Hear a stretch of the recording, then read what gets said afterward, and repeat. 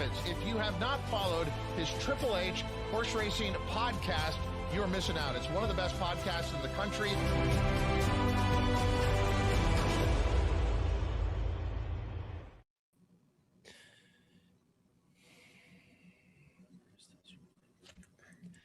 Live from the Bayside Bunker. I did that on purpose. I heard breathing. To chill.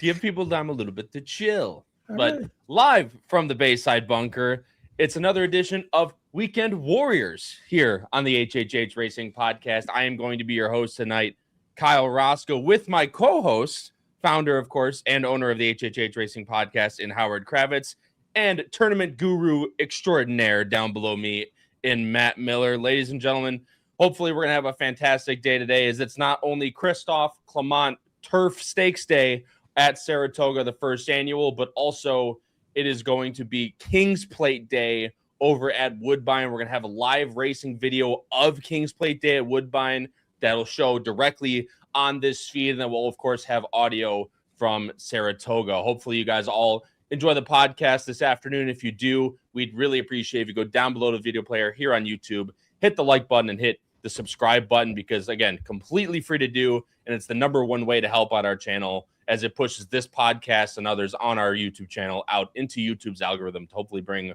more horse players to the HHH Racing Podcast. And, of course, for that, we thank you. We have a ton of things that we'll go over throughout the show. I'll still mention it here, though, of course, if you guys are not on them, the HHH Racing Podcast Power Picks Tip Sheet is a fantastic tip sheet service that we run. It comes to you guys every single Saturday directly to your personal email, which has been going for over 5.5 years now, still well and truly in the positive from an ROI standpoint. And we'll be watching our spot plays closely, as I know me and the guy next to me, Howard Kravitz, are very lockstep, at least with the second race we're going to talk about, and it's the main one coming from Saratoga. Of course, all HHH Racing Podcasts also posted audio form, Apple Podcasts, Spotify, and Anchor. Go subscribe over there. If that interests you, you can follow us on X at HHH Racing Pod. And, of course, you can find more about our podcasts, and you could also view previous editions of those Power Picks before you buy them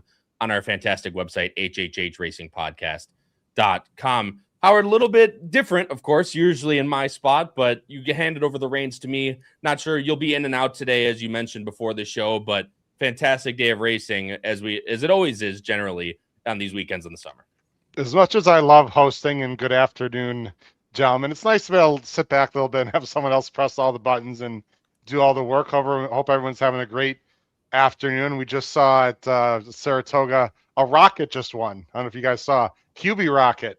We've seen some very talented babies win today. The Chad Brown 2-year-old filly that won at Saratoga. I think we're looking at juvenile fillies Breeders' Cup for that horse. That was an extremely impressive race. We've got some great races, of course, coming up, and it's, as you said, it's Woodbine's biggest day. I love Woodbine racing. It's fantastic. And so Woodbine, NYRA, they're collaborating. We're collaborating. What could be better on a wonderful Saturday afternoon? And I've already mentioned it, but of course, since they are collaborating now, we have beautiful time in between each race, so we can talk about each race before we get on to it. My good friend Matt Miller, it's always fantastic to see you on the same screen as me. Lots of tournaments. There's a $1,000 King's Plate contest going through Twin Spires right now. I was looking. I didn't look at the leaderboard yet. Unfortunately, I guess that's a soft spot, so I do apologize to that. I probably should have done my homework there before I said no. something. It shows that I still have all my money. I lost it in the last race. Okay. It was a play against for me. I thought that the 8-horse was just getting incredible amounts of buzz, and I just wasn't totally buying it. And so I played, I think, the next 4 horses in all-in doubles into Proctor Street and into Eponine, and they were all going to be good enough to send me well into the prize pool, and I got nosed out by this much, as you know, as it always is, to the one horse you leave out. You know, it's always the next one. Well, you got nosed out by Kyle's wife, Emma Jane Wilson, in this case. Yep. Oh, and she was so happy after the race, and I wasn't. Sorry, Matt. That's a tough beat. A Notorious Gangster was taking a ridiculous that was it. Yeah. amount of money But when the 2 didn't break, Matt, the 2 I thought was main speed. I think it changed the whole complexion of the race. It forced the 8 to be wide, uncovered into a relatively slow pace, which I didn't see developing. It just didn't work out, man. And Emma just took advantage. So too bad for you. Well, Kyle, just get this horribly ridiculous contest player off the screen so we can actually have some quality. Yeah. Wait, I'm still winning like 2 or 3. I was gonna say we probably have a couple more that are still alive and well. I'm sure. Knowing the man below me, QB Rocket winning was probably a very good, very good result for the man below me.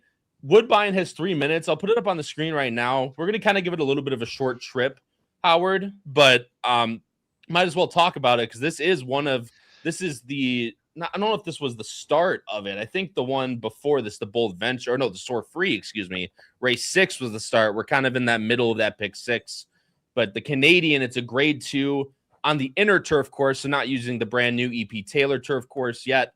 Mile and 16th, Phillies, 200,000 on the line, and it's basically a 2-horse race given the betting.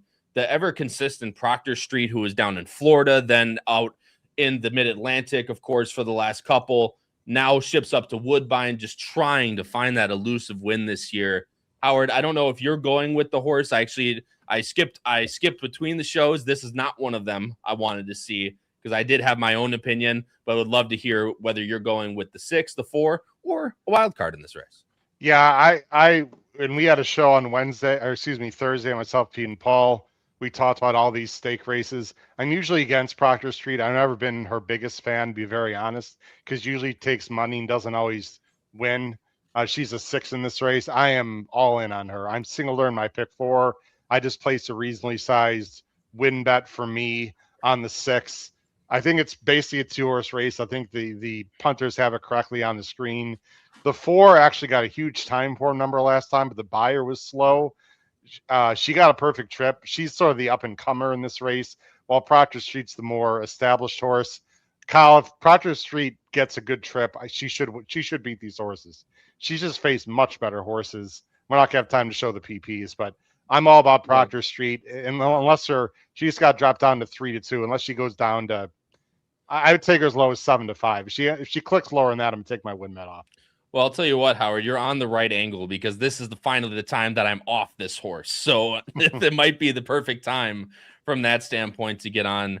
But Matt, I want to raise an interesting contest question to you as they go to the gate. You see like this, obviously you're unfortunately out because the 8-1 last race, but you see this race complete money-wise and from handicapping-wise, but when you just look at it money-wise, complete 2-horse race. Oh, yeah. How do you kind of attack stuff like that as you go through when you have these big handicapping contests? This race was the centerpiece of my day. As much as Howard loves the 6, Chris Couples loves the 4.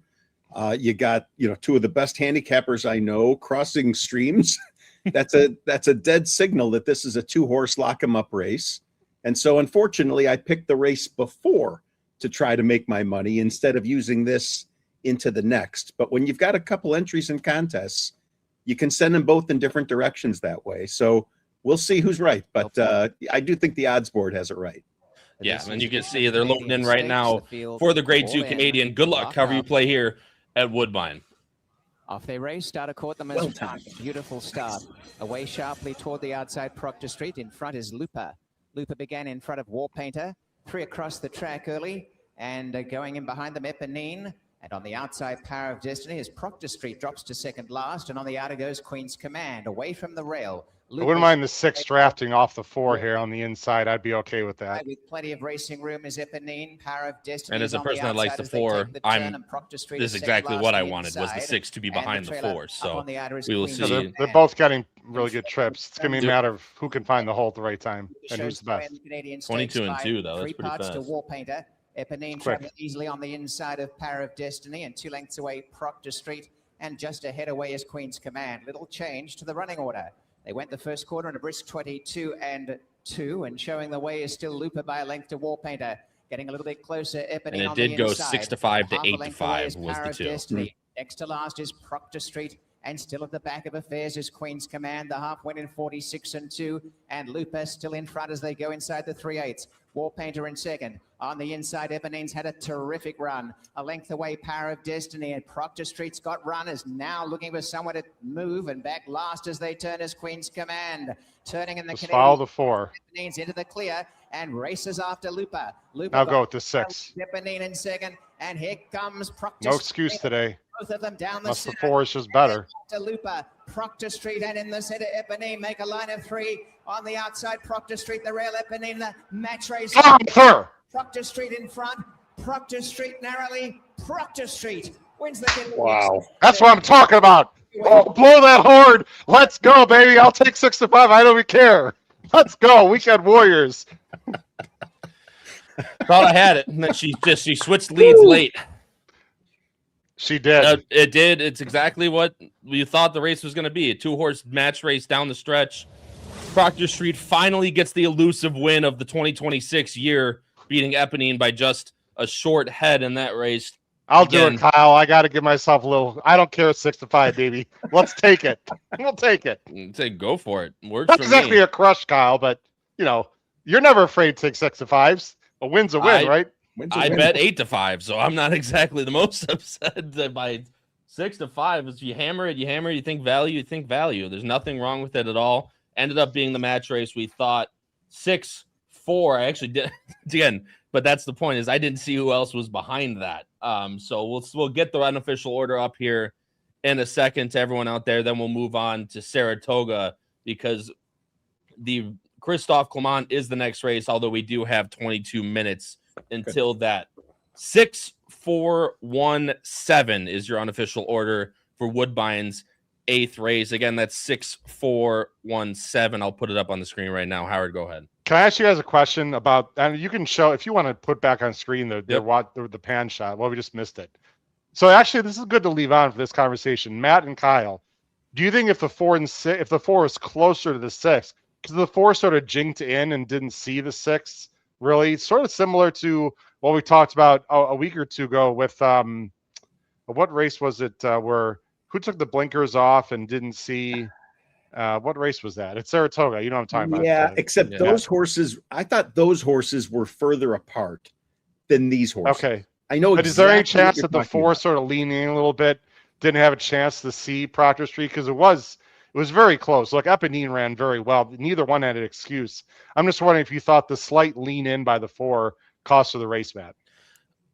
I personally don't. I mean, I thought the 4 got the exact run that the 4 would want to get. And as you said, just, you were just hoping to follow that horse, get a nice clean angle out. And right, you followed a slightly worse horse today. But I think the 4 got a terrific run. I think that 4 knew that 6 was right there and just couldn't do a thing about it. I think Pietro, by the way, Kyle, I don't know how many wins he's got. Pietro Moran, but he's having a big day there. Pietro he's winning like 22%, considering he was a bug last year. Pietro it's him, Hazelwood, and Chris Elliott really are the 3 young guys that are really going to take this sport to the next level if they continue to level up their game. We got 40 comments. I don't know if that was good for people or not. It might. I don't want to. You're in charge today, Kyle. Just want to let you know we might want to bring. Like I said, we got 20 minutes till Saratoga, so I was going to go through the chat. Then we'll look at the PPs for the next race. It almost to me looked like Eponine, like Rafa Hernandez, actually tried to engage the 1 to the inside to keep his horse going a little bit, so he didn't get a little bit, shaky down the stretch. Because I know a lot of these horses, and my own horses included, have the tendency when they get out front to get a little lazy.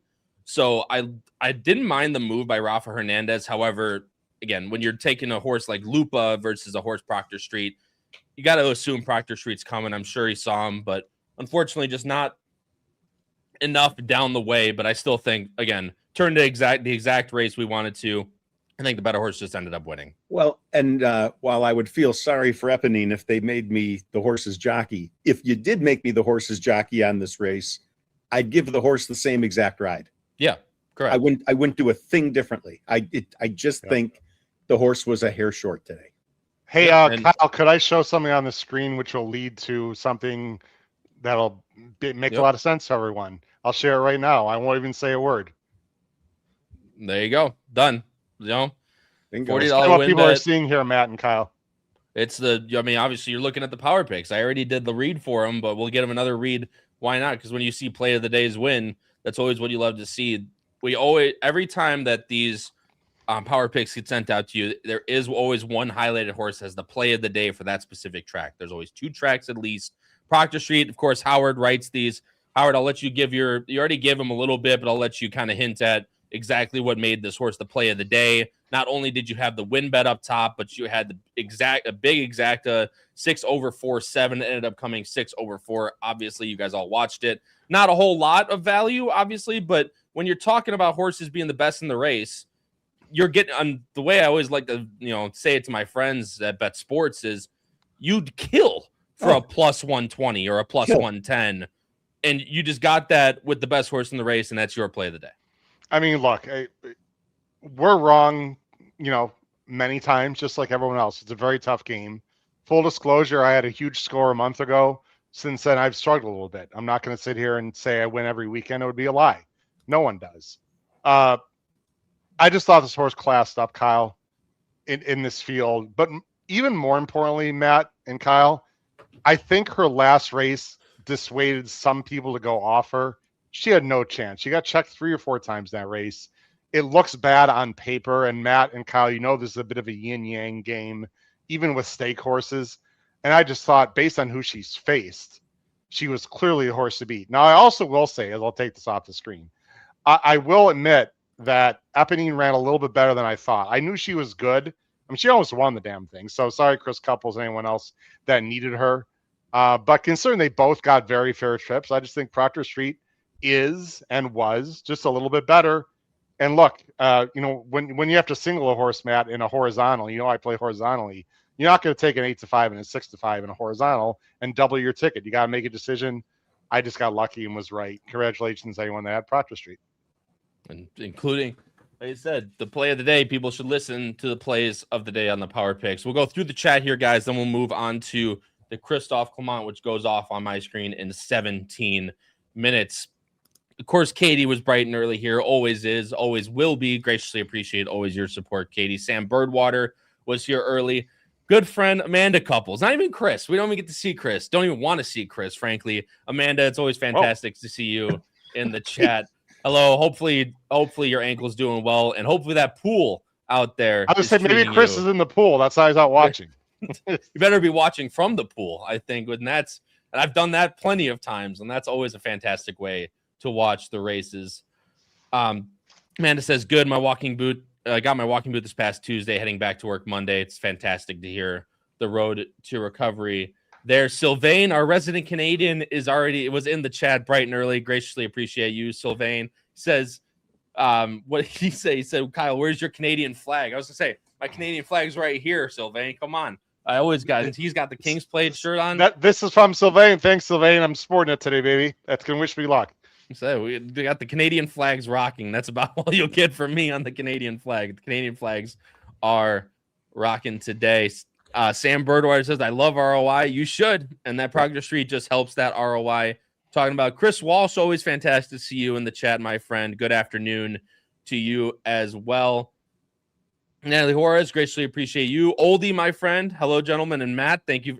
You're not a gentleman, apparently, but thanks, Oldie, always for joining. Greatly appreciate it. Scott 34212 says, thanks, guys. Nice to be able to watch. Also, kudos to Woodbine for allowing Woodbine and Monmouth have both graciously allowed that. So always appreciative to those. Yes, Howard, please. Hey, Matt, so much for that oldie dinner invite. That's going to go away from him in the next few minutes. Gosh, well, I mean, maybe it's prior dinners that are making him say that, in which case he's probably right. It's okay.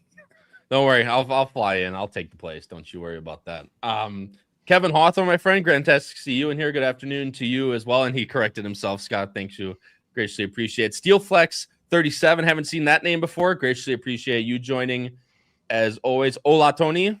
Thank you for joining. Graciously appreciated. Terry Frank is here as well. Wait. Tony's asking in Spanish or Portuguese or something. Who won the eighth? Eighth race. Eighth at Saratoga, yeah. It was the 3. Número 3, 2. Who came in third? I'm not sure. 3, 2. 7. 7, senor. Thanks for watching, that. Tony.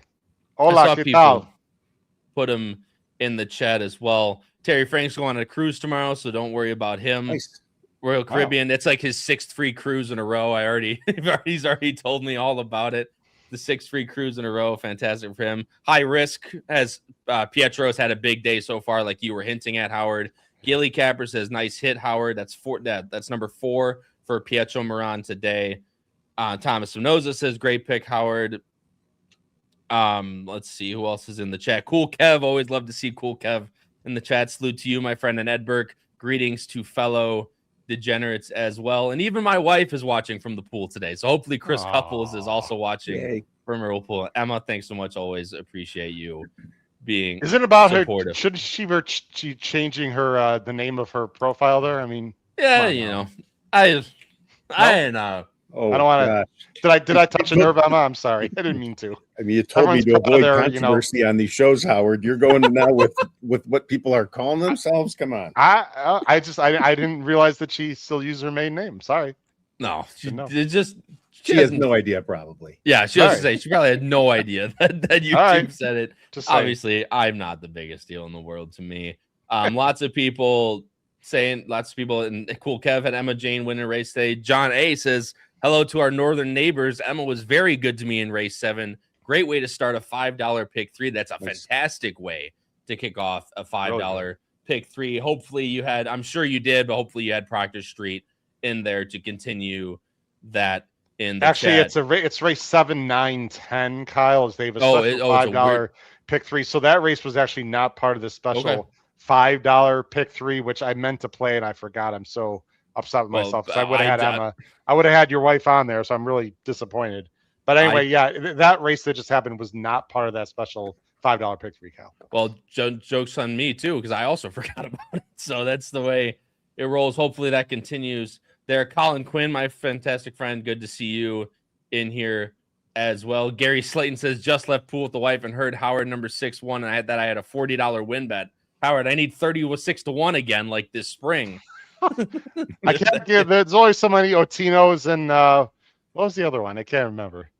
Sorry, I disappointed you, Gary. But I'll do my when best. There's more than one on that list, that's usually a good sign, Howard. That's all I'll say to that. Gentlemen, they're in the paddock for race number 9 at Saratoga. Of course, it's the first running. It tripped me up on when we did this show on Wednesday because Gulfstream changed the race for them, a long distance turf race, to the Christophe Clement Stakes.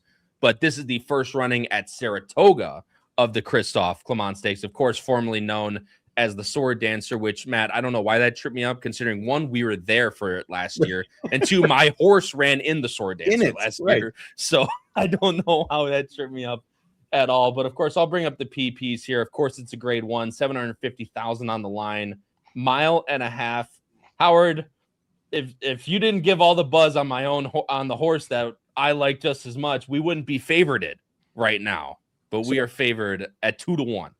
If I could, I don't watch a ton of talking horses. Actually, since our buddy Jacko's ended up there, I've watched a bunch, and I was watching today, actually. I don't know how common this is, but my guess is it's not. David Aragona got on the screen and basically said, look, I do my best with my morning lines. We're all sitting there watching the show laughing because we know he's the best in the business. And he says, I think I got one wrong here. And if I could do it all over again, I would make Ancient Egypt lower. I'm hearing all kinds of buzz. I'm considering other things that I didn't see before. Wow. I mean, they haven't even run the race. And I'll give the guy a lot of credit for, kind of admitting, he may have gotten it a little bit high. So yes, to some extent, you and other sharp handicappers picking this horse have sent the horse to 2 to 1, but even have the morning line guy say, I kind of got it a little wrong here. I think I was pretty taken by that. No, and David Aragona is always the best in the business. He's fantastic. He's a friend of the podcast. I've had him on my show. Howard's had him on his show multiple times. But Howard, the thing that a lot of people get a little mad at is transparency in this game, and having David Aragona come on to, Talking Horses onto YouTube like that, and just having to own up to it. Not only the fact that, Ancient Egypt, he made 5 to 1, who's going to go off at somewhere in like 9 to 5, but Fort George is also not in this race, which would have which brought down Ancient Egypt's price even more. But again, just the fact of him wanting to come on Talking Horses and saying that, it does mean a lot to the general player. Yeah, I mean, he's the best. Now, there was a scratch that's going to bring all the odds down. Obviously, with Fort George out, all the odds come down. Yeah. But even so, yeah, David's the best. Matt, I we don't want to get in trouble with YouTube, but it felt on X, this was brought up, I think 45 years ago, like as of 3 days ago, like to the day, Steve Martin did a King Tut sketch on Saturday Night Live, which I'm sure and people of our generation remember very well. That'd be very appropriate to play if you like ancient Egypt. Well, we can race. We can kind of give one of these as we go. We'll there you go. I'm not sure it's really PC anymore, but anyway. Well, this horse wins. I'll definitely be walking like an Egyptian. I'll tell you that much. Well, another great song, by the way. Give a good Bengals reference for you guys out there.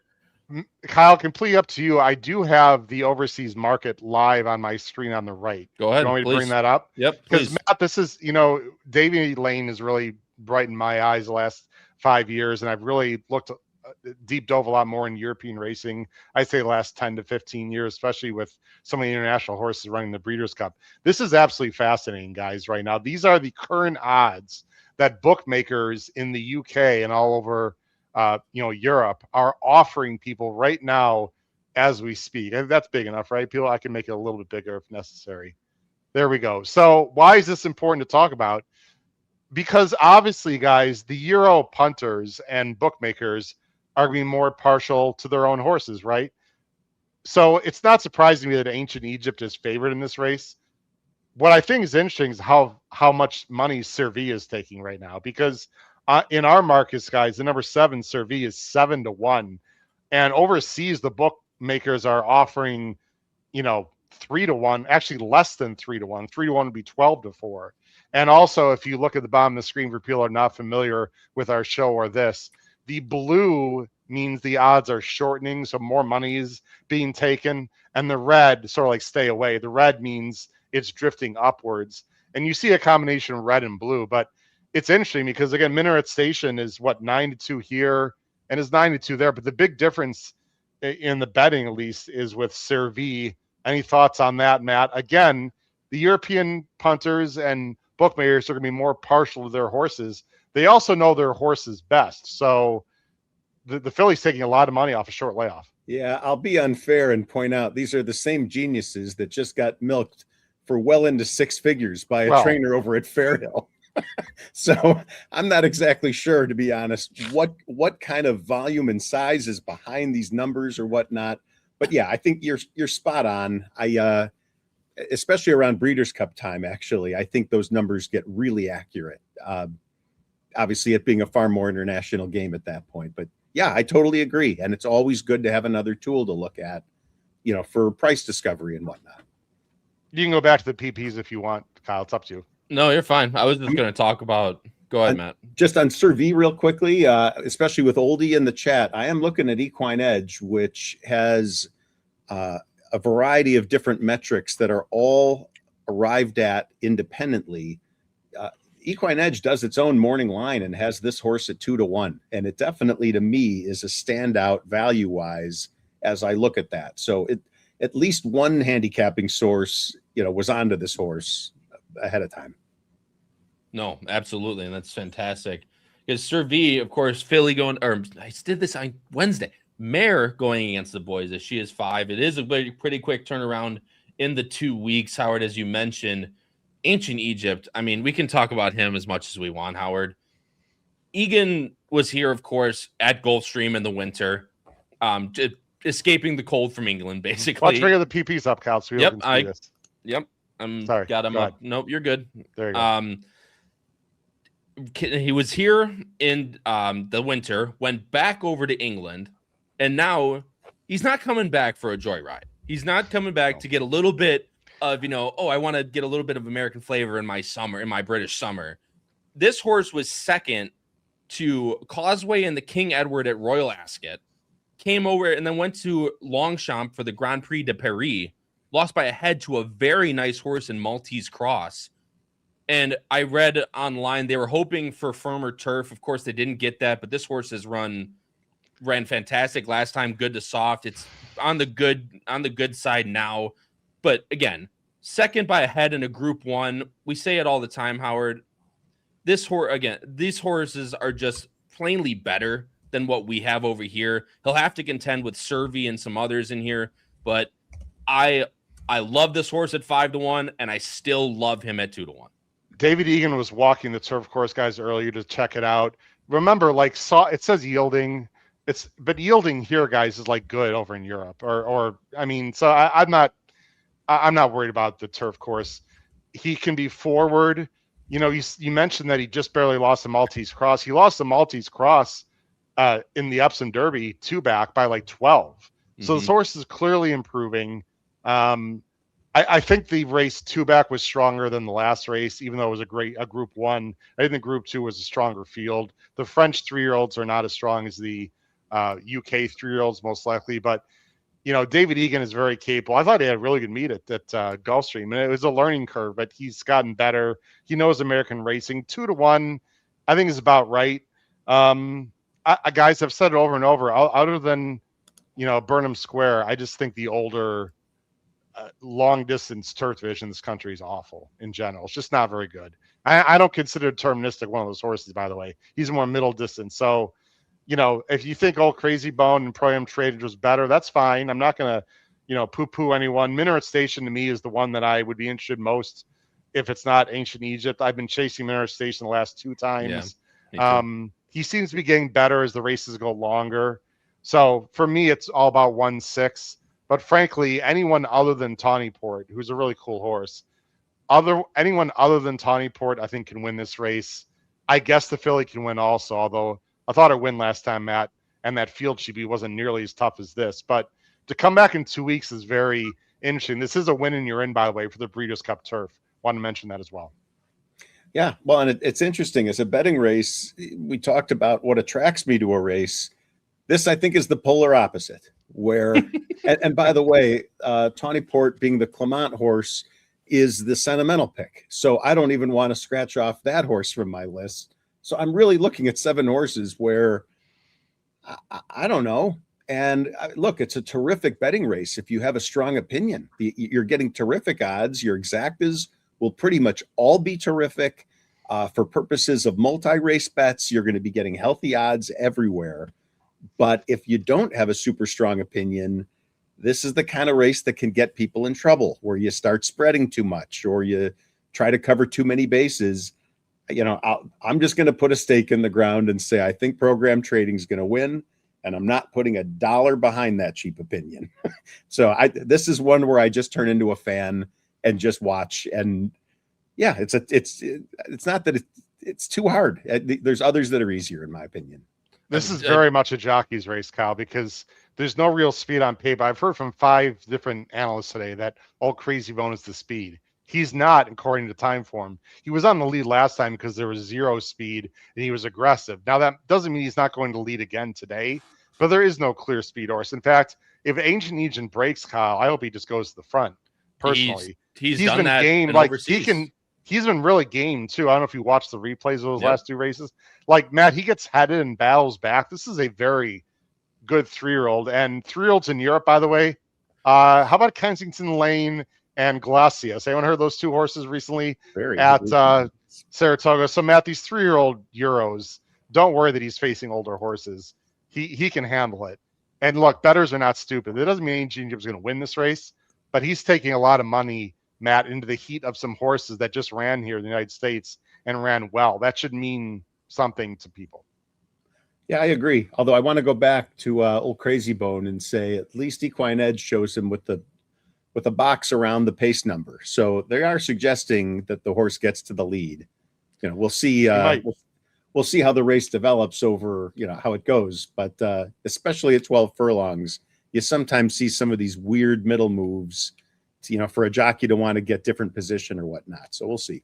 I can tell you this, Kyle, the winner of this race is not winning the Breeders' Cup Turf. I will go to the grave to say that. In fact, honestly, other than Ancient Egypt, I'm not sure any of these horses would even go to the Breeders' Cup Turf. Maybe Minaret Station. Program trading, Chad, is not stupid. I don't think he's good enough to compete in that race anymore. he used to be. So I don't know. I guess for American racing, that's about as good as it gets for distance turf horses. What happened? What did I do? No. You said he's not stupid. Then you said, well, he used to be blah, blah, blah, blah. Like, it's because you were talking about program training used to be really good. I you know didn't mean that Chad used to be stupid. We get it. Oh, no. Chad is very smart. Yeah, okay. Well, I'll tell you what, until Ancient Egypt wins this race by 7, then we'll see who goes to the Breeders' Cup turf. I'll take by a dirty neck, Kyle. I'll take by a nostril. I don't give a crap. As long as he wins. Where do you want him, Kyle? I mean, would you prefer him sitting in the pocket, or would you prefer him on the lead, maybe getting pressed, maybe not? I prefer him in the pocket, but the thing I liked about him so much, because of there being less speed than I thought, than normal in this race, is because he's been forward. And obviously Euro speed doesn't always transition to American speed, but I love that this horse has been forward in the past. They're walking onto the inner turf course now, so we have a couple more minutes before we go on to it. You could saw, obviously, NYRA has this computer wagering cutoff. Survey got bet down to 5-1 now. She went down to 9-2 at one point. Probably going to sit somewhere in that range. But if Ancient Egypt, I'd be fine with either, honestly. Old Crazy Bone will probably end up just being the leader. I think you're right, Howard, and he's not necessarily a foregone conclusion to always just go, go, go. But he found himself on the lead last time in a race that was pretty much paceless. This race is pretty much paceless. I think he'll find himself on the lead because I think from Ancient Egypt's perspective, being a Euro, I think I would like him to be covered up just sitting in the pocket. However, if he's on the lead, I'm not necessarily going to be that mad about it per se. But Ancient Egypt loading into the gate now. We just hope that we don't get any shenanigans with these European horses, of course, coming over for the first time. That sometimes can happen. But no shenanigans. Loads right into the gate. And we'll go to Frank Mirmati for the call of the Grade 1 Christophe Clement Stakes. Good luck however you guys play. And hopefully we can get ready to learn about the River Nile. I am live to a nice double, not in a tournament. I am also live to a nice double. Good luck, double. Everyone.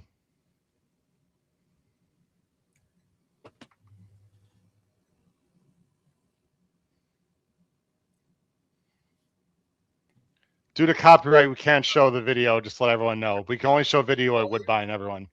Yes, of course. So you'll hear the audio in your ears right now. Can we sing Walk Like an Egyptian? If he wins, absolutely. I'm getting up and doing the dance. And they're off in the Christophe Clement. A little bit of an awkward start for Ancient Egypt.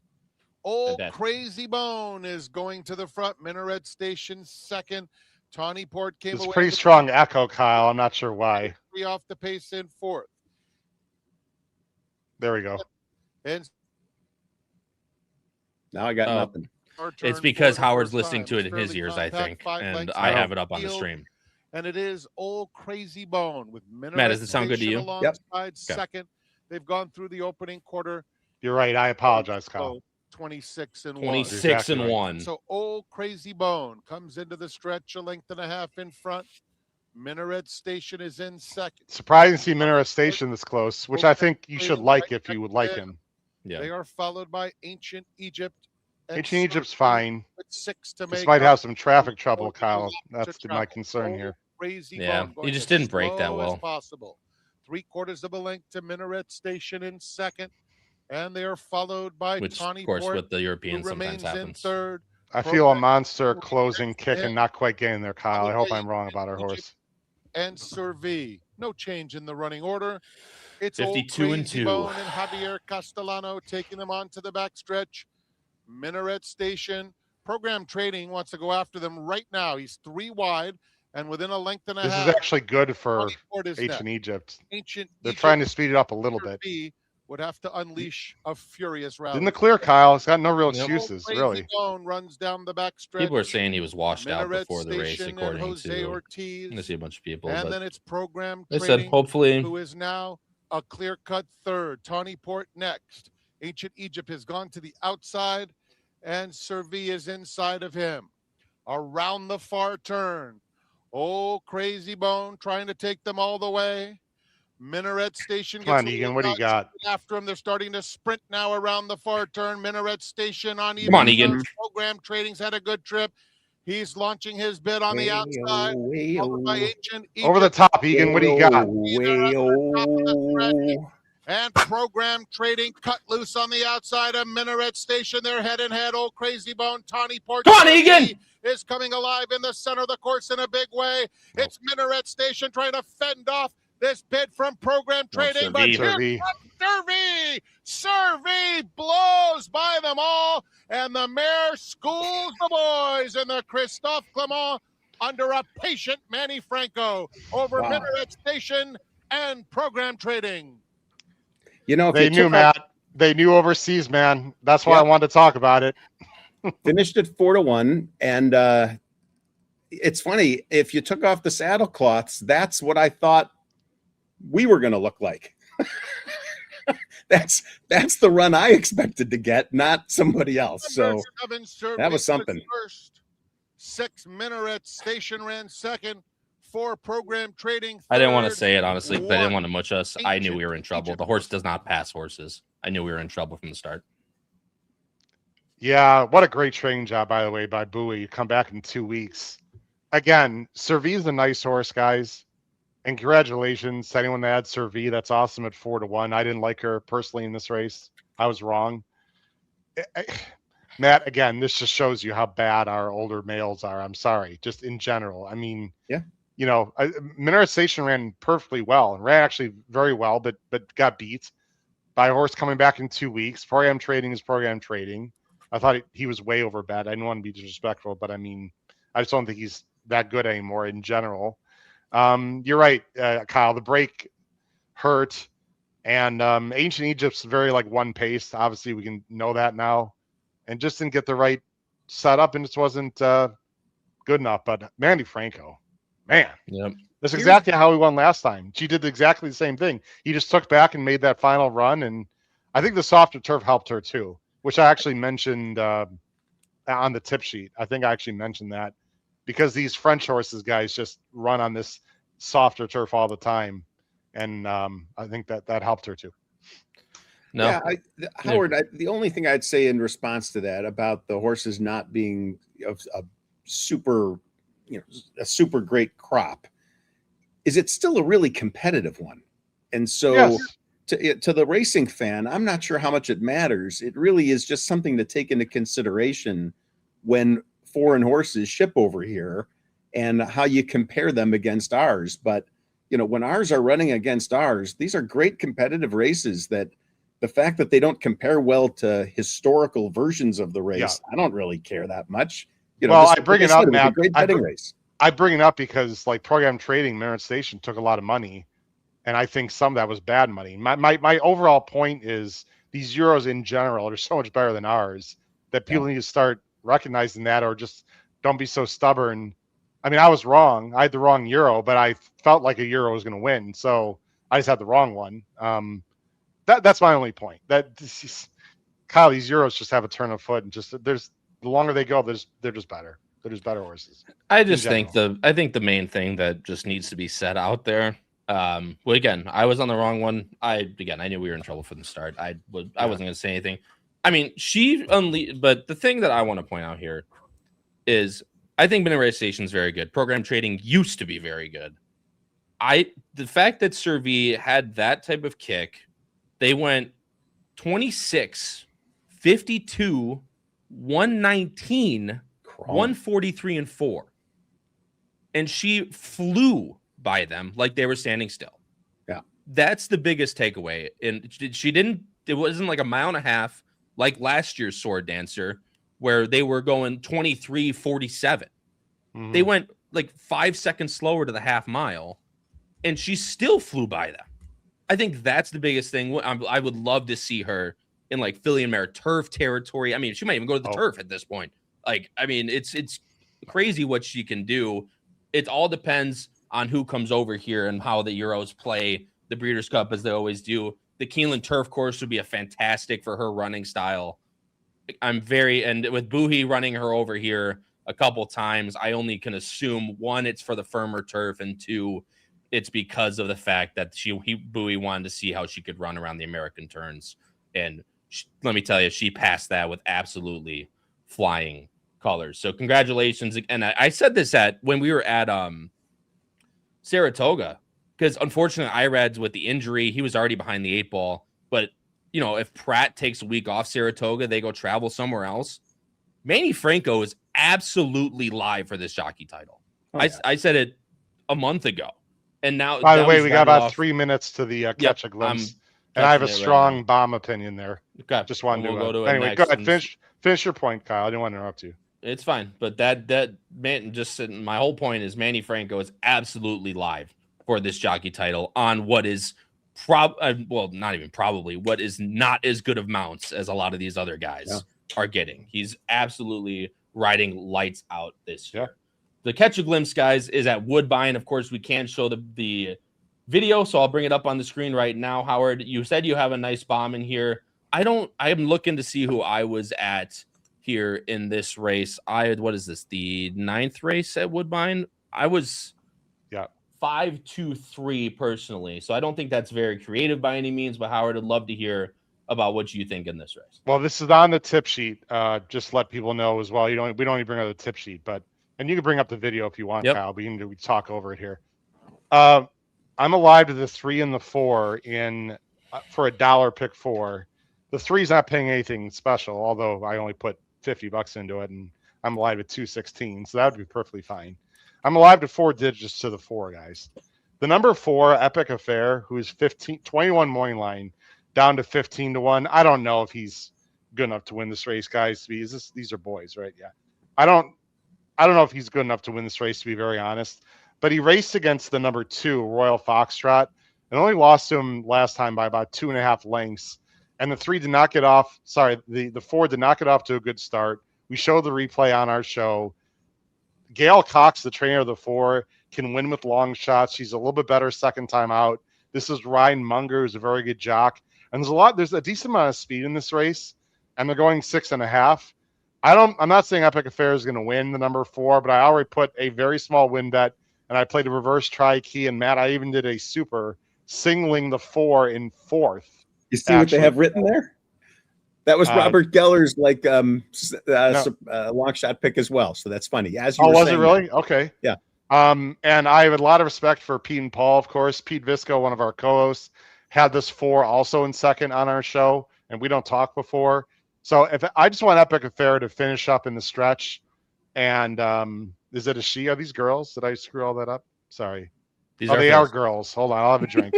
Does that change your picks? I just want Epic Affair to finish in the money, frankly. And even if she finishes 4th, I'm good with that. But I just think she's an interesting bomb. At least throw underneath in your exotics, people. I mean, like I said, I wasn't very creative in here, but this is one of those races. This is a brand new EP Taylor turf course. There's a lot we haven't seen how this turf course runs over the last year. Last day that they ran on this was King's Plate Day last year. Finally came back into the rotation on August 9th. So still a brand new turf course. Sure, it's absolutely beautiful up there in the Toronto area. So love the opinion, Howard. Hopefully you can get a bomb home.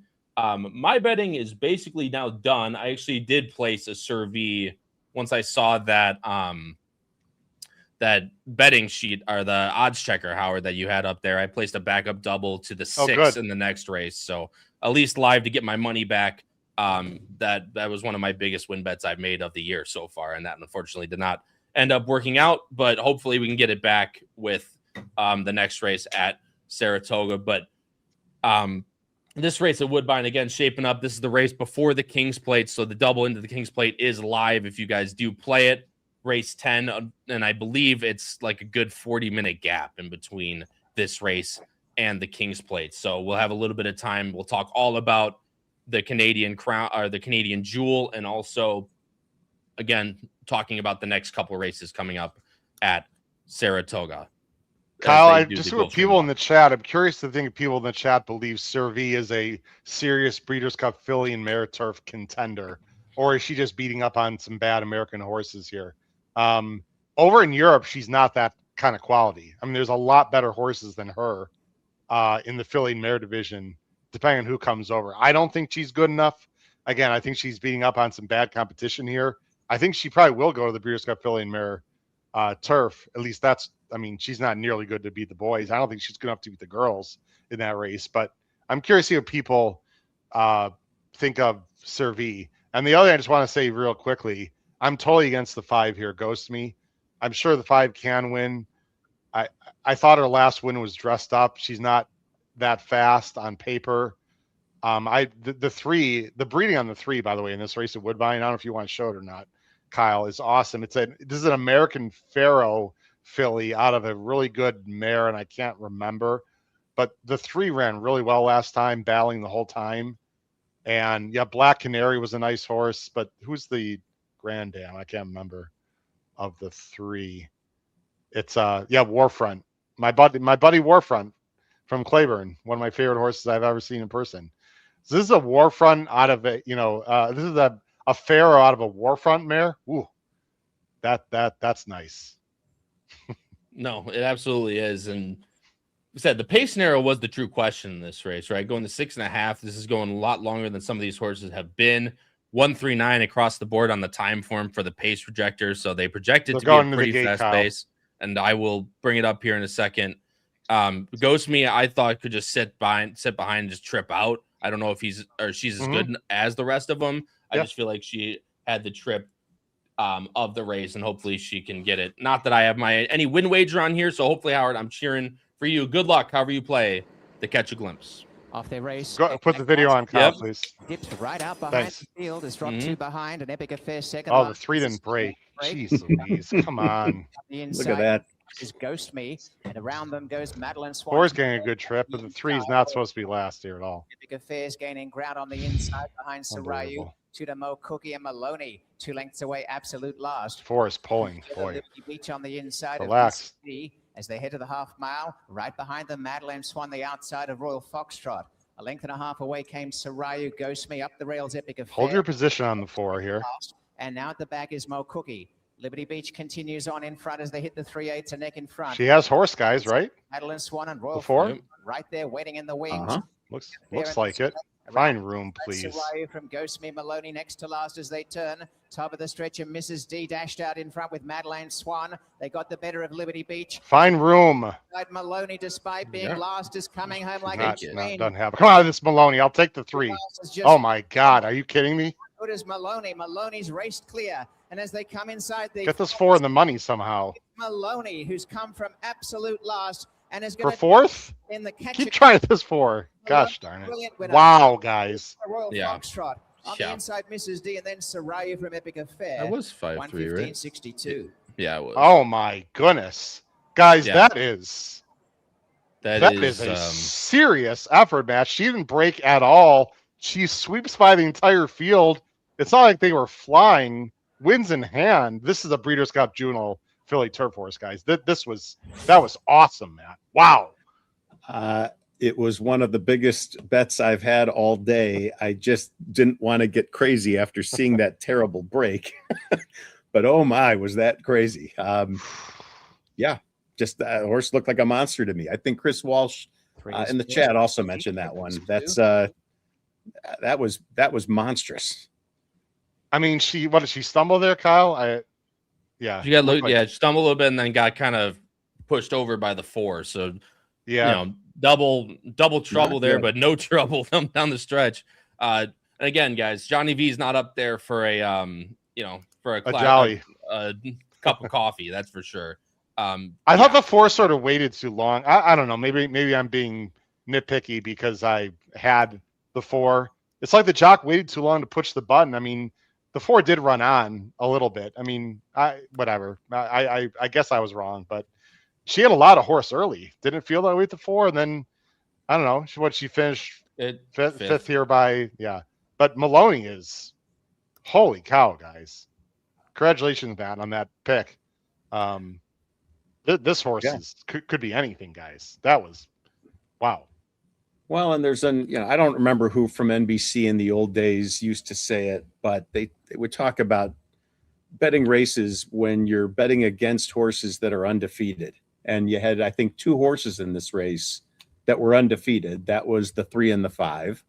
I didn't personally care for the 5 as much, which obviously left me with the 3. So I don't remember who that was. Some famous person said something about not, waiting. I'm going to let the horse beat me before something like that. That's where, Kyle, because I was like right and wrong. I didn't like the 5. I was completely correct about that. I liked the 3 quite a bit. I guess I was wrong on the 4, but I don't love the ride on the 4. It looked like he wanted to go. The jock wanted to go, but then the hole like closed when it mattered most, and then she just sort of ran on. But remember this name, guys, Maloney, could be something serious, and this is a prep for next month's Breeders' Cup when you're in 1 mile races, guys at Woodbine. They have the summer stakes for the boys, I believe, Yep. and then the Natalma stakes for the girls. Yep. I'm sure we'll see Maloney in the Natalma, unless she goes to New York. Or maybe Keeneland. I don't know where they're going to take her. Is this Cassie, guys? I'm trying to remember who trains the 3. It's hard, I believe. It's okay. It's hard. So they'll probably stay in Canada, guys. This is the most impressive 2-year-old turf horse I've seen so far anywhere. Oh, I would assume this horse goes to the Talma. I mean, especially after that, and especially if it's a win and you're in for the Breeders' Cup, juvenile turf. Yeah, or juvenile Phillies turf. Yeah, she's fantastic. Again, Johnny V is not up there for a cup of coffee. Nope. She ran completely, blew the doors off that field, realistically speaking. So congrats to anyone who had Maloney in that race. And that was a horse that ran in a, I believe it was it was just a normal Tapeta 5.5 where they run a lot of these 2-year-old filly races on the Tapeta first.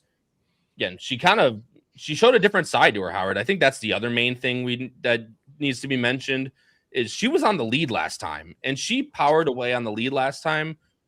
The adversity as a 2-year-old, especially, to win on the lead last time, break like that, and still circle horses 5 wide and fly like that, that shows how much talent this filly really has.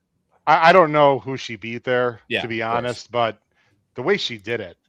There's a lot of people in the chat that are sort of pushing back on my Servi take a little bit, saying that she's better than I'm giving her credit for. I'm not going to bring it up, but Racing at Win said she's won 2 races relatively easily with a huge turn of foot and a slow pace. I don't disagree with any of that. I'm not saying Servi is some kind of chump. I'm just downgrading our horses more than upgrading, some of the other ones. But it was an unbelievable training job. I mean, fantastic. But Maloney is I'll have to watch the replay again, Kyle. Wasn't she also like 4 or 5 wide on the far turn too? That's what I mean. Yeah, she circled everyone and still flew by. Oof. So absolutely. Well, they knew, Matt, because she was 6 to 5. Yeah, they knew. Yeah. Mm-hmm. And I guess going into we'll talk about the Saratoga race first, but Luster opens up at 8 to 5 as of right now. Very early on, of course. Actually, sorry. DRF had it 8 to 5. I'm sorry, she's 3 to 5. My apologies. Much better. That seems a little light to me. My apologies. Okay. DRF had 8 to 5 live odds. I switched back over to the ADW, and 3 to 5 makes a lot more sense. I'm going to go to the Euro market just to see. I won't bring it up unless you want me to at the proper moment. Yep. I'm just curious. That double from Maloney is $3.65. The next closest dollar double, of course, $3.65 to the 1 Luster. Next closest double is the 9 is Bracchetto at $37.65. What's the $5 pick 3 to? Because I would have been all over it. I'm really upset with myself. I forgot. I need to the $5 pick. I know it's a different track, so to speak. To the 1. Because that was the favorite. It's going to be favorite, but it started with an Emma Jane 10 to 1. So the $5 pick 3's got to be decent. I'm sure some people out there have it. And if you do, if you're alive to it, especially to horses not named Luster, you are alive to something very nice if you can beat Luster. Absolutely. I do not have the will pays. I will try and find those numbers. Okay. They were not popping up when I went to the tote board on the ADW. So I'll keep an eye out for them. Yeah, go ahead. If you can find it before I can, go for it. There's 14 minutes to this next race at Saratoga, and this is another stakes race out at Saratoga, guys. So the 5.5 furlong Galway is the next up, and then it is a 40-minute gap to the King's Plate. King's Plate is going off at 6:12 Eastern time as of right now. So that'll be one of, if not, I believe we're going to talk about. Are we going to cover that last race at Saratoga, Howard, and then the one race at Del Mar? a little bit. It's up to you. My initial thought was to end on the King's Plate, but it's completely up to you, Okay. Kyle. No, that's fine. And Matt, I don't know who can stick around. I don't know. Yeah, I mean, we can end on the King's Plate. We'll talk a little bit after that because Del Mar does have a stake coming up that we can handicap quick for you guys. Of course, Pacific Horse Players has done that this week, so hopefully you'll watch that show. And then there is one more race at Saratoga in that time frame that would work out. So we'll see what ends up happening here. Yeah, 40 minutes posted on the board. Woodbine with Luster again at 3-5 on the opening line, and pretty interesting development also on the Saratoga side too right now, because the morning line favorite was the number 6 Mauna Loa, a horse coming from Woodbine to Saratoga to run in this race. She is holding firm at that 3-1 morning line price. However, Cadenza is at 7-2, so holding at her morning line price. The number 3 Oscar's Encore is 2-1 right now off a 6-1 morning line. Joe Sharp, Jose Ortiz. It's a tip sheet play. That's hilarious. That's my top pick. I can't believe she's taking that much money. It's crazy. Well, that's what I was. No, you're fine. That's what I was gonna point out. And she is the lowest in the doubles too, and the pick 3s. So she will go off as the favorite, Howard. But I will let you talk. I'll bring up the PPs right now. As much as I know, again, you and I don't, or especially me, but you also don't like this, the 5.5 furlong turf configuration. But she took a big step forward in her first start at 3 years old. And now second time out, I'm sure you're thinking is that she could even improve off that last race.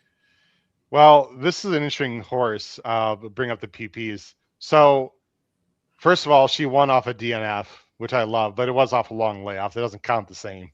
The old zero buyer angle that people always make fun of me, and somehow these horses win all the time. If you remember, guys, the July 4th weekend, remember how speed favoring everything seemed to me, including the turf.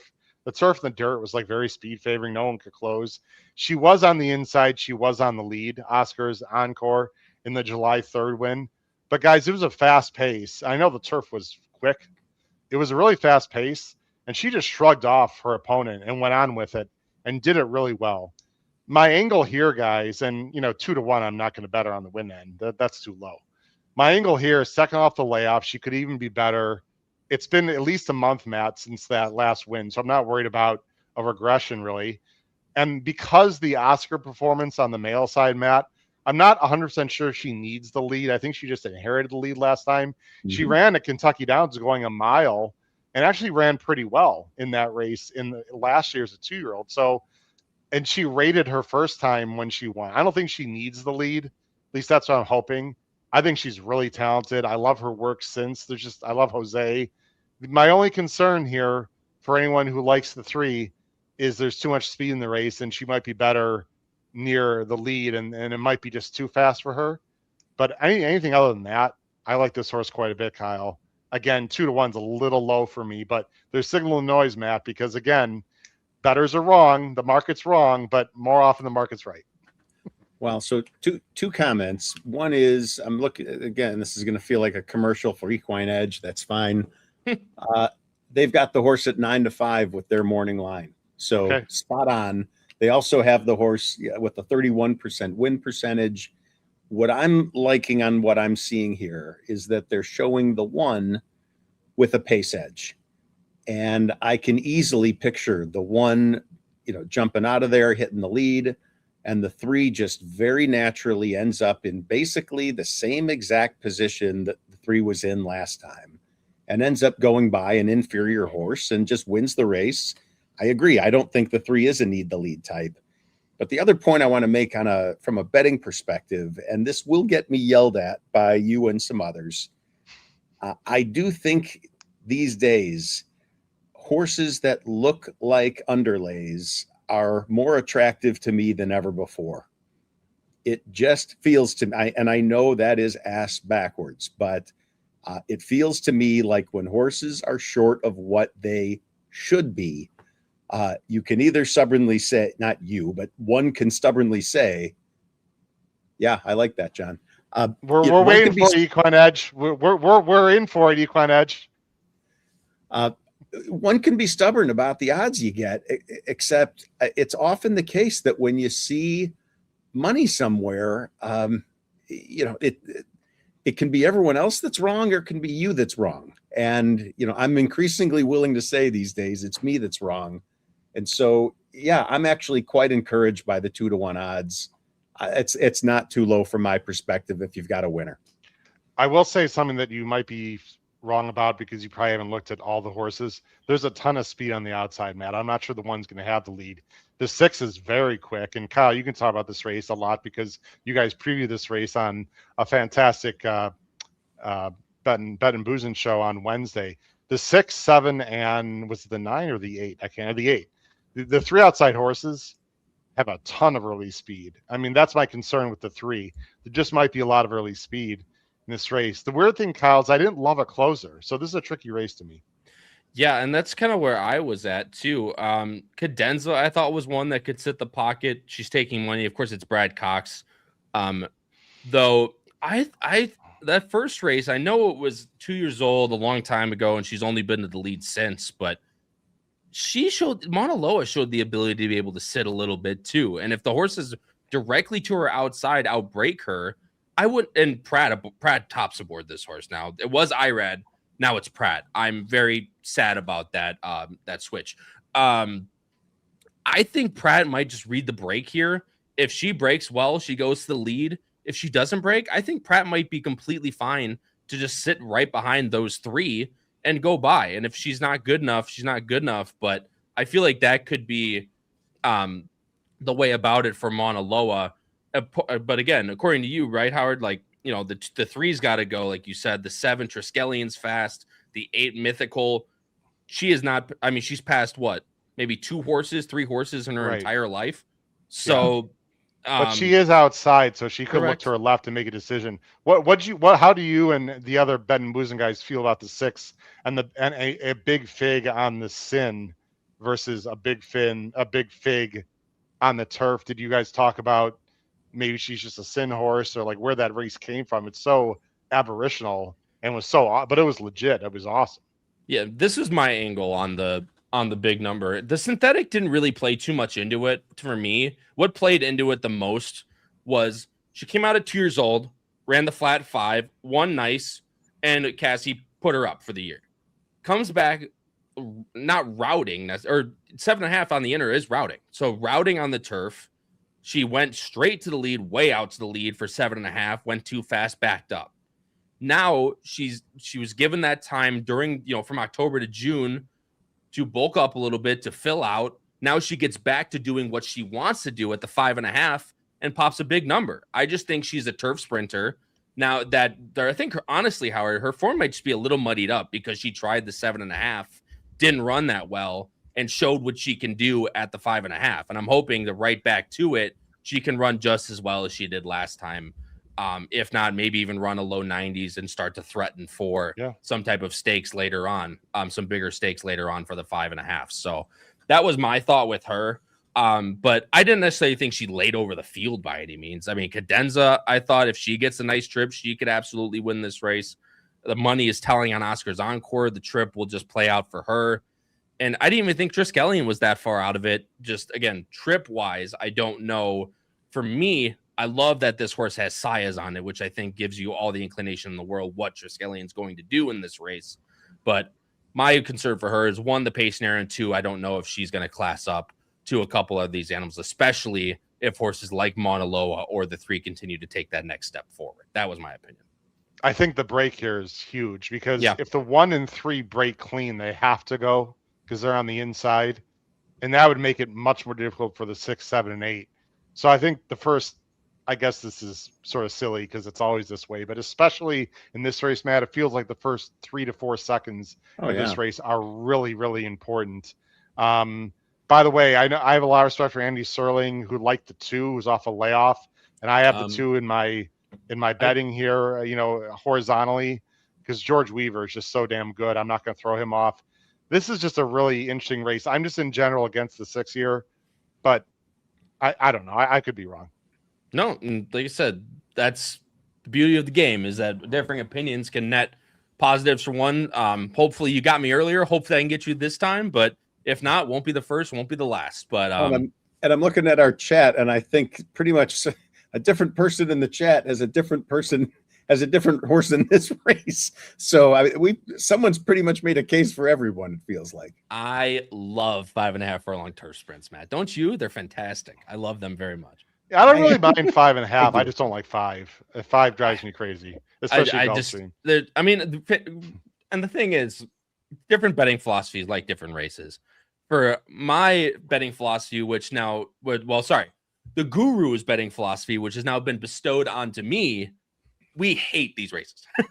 These races are, 5.5 furlongs for me in general, sometimes just feels like throwing a dart at a dartboard, and I just cannot trust. And I recognize that, and I feel like that's where I really struggled early in my handicapping career. Was not only did I feel, you go to the track's a little bit different, right? But you feel like you have to play every race. But when you're waiting, your big opinions like Ancient Egypt, who unfortunately didn't come through, versus a race like this for me, where I have absolutely no opinion, it comes to a point where you have to just pick your spots and recognize your shortfalls. Mm-hmm. For me personally, it's this division, and it's always been this division. Arlington ran a ton of these 5.5 furlong turf sprints. Mm-hmm. Was just as bad at them then as I am now. Probably not just as bad, but you get what I'm saying. By the way, I just wanted to mention, Kyle, we'll talk about the King's Plate. We'll bring up the audio soon for Saratoga. We have like 2 minutes or whatever. Luster is down to 3-5 in the King's Plate with 30 minutes.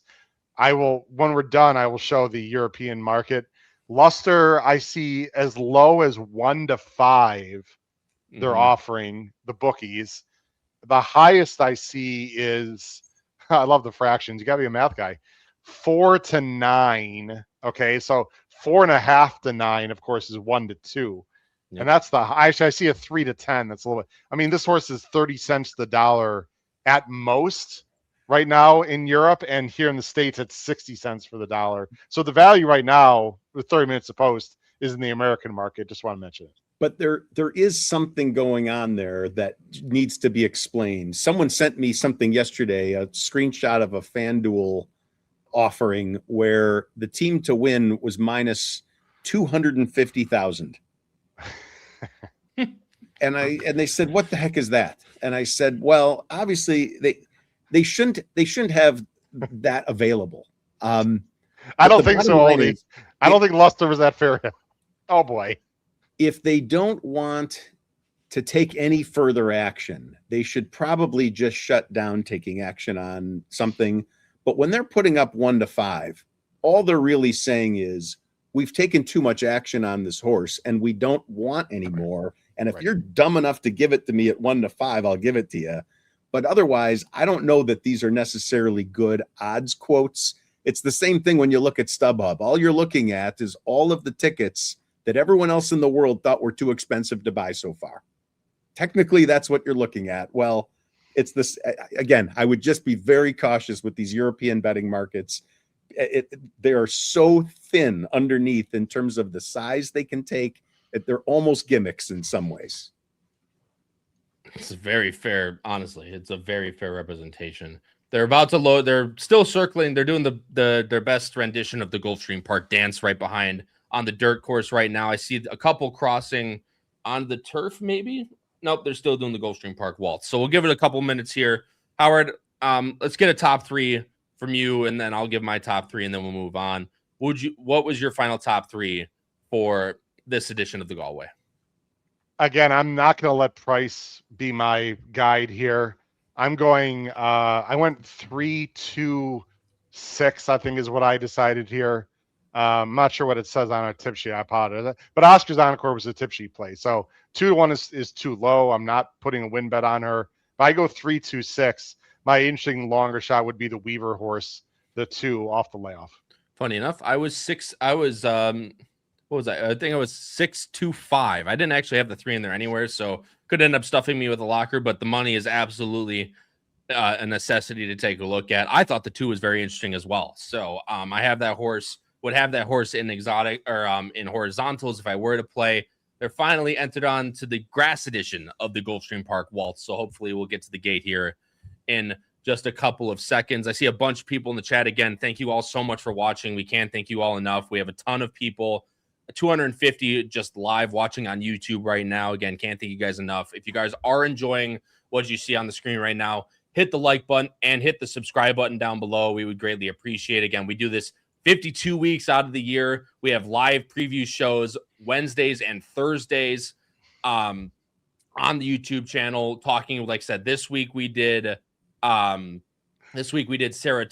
and the Kings Plate Lake Pick 5. Or sorry, Howard did the all stakes pick 6 that they did. Again, fantastic preview shows every week. We do these live shows basically every single Saturday, depending on what the schedule allows. So again, subscribe, notification bell so you never miss an upload. And again, hit the like button to show us you guys are enjoying. We would greatly appreciate it. As they are loading into the gate for the Galway Stakes, about 2 or 3 back, a bunch of people on the 3. I'm on the 6. Hopefully you guys are on the winner. Good luck in this edition of the Galway. Mythical. They're in the gate.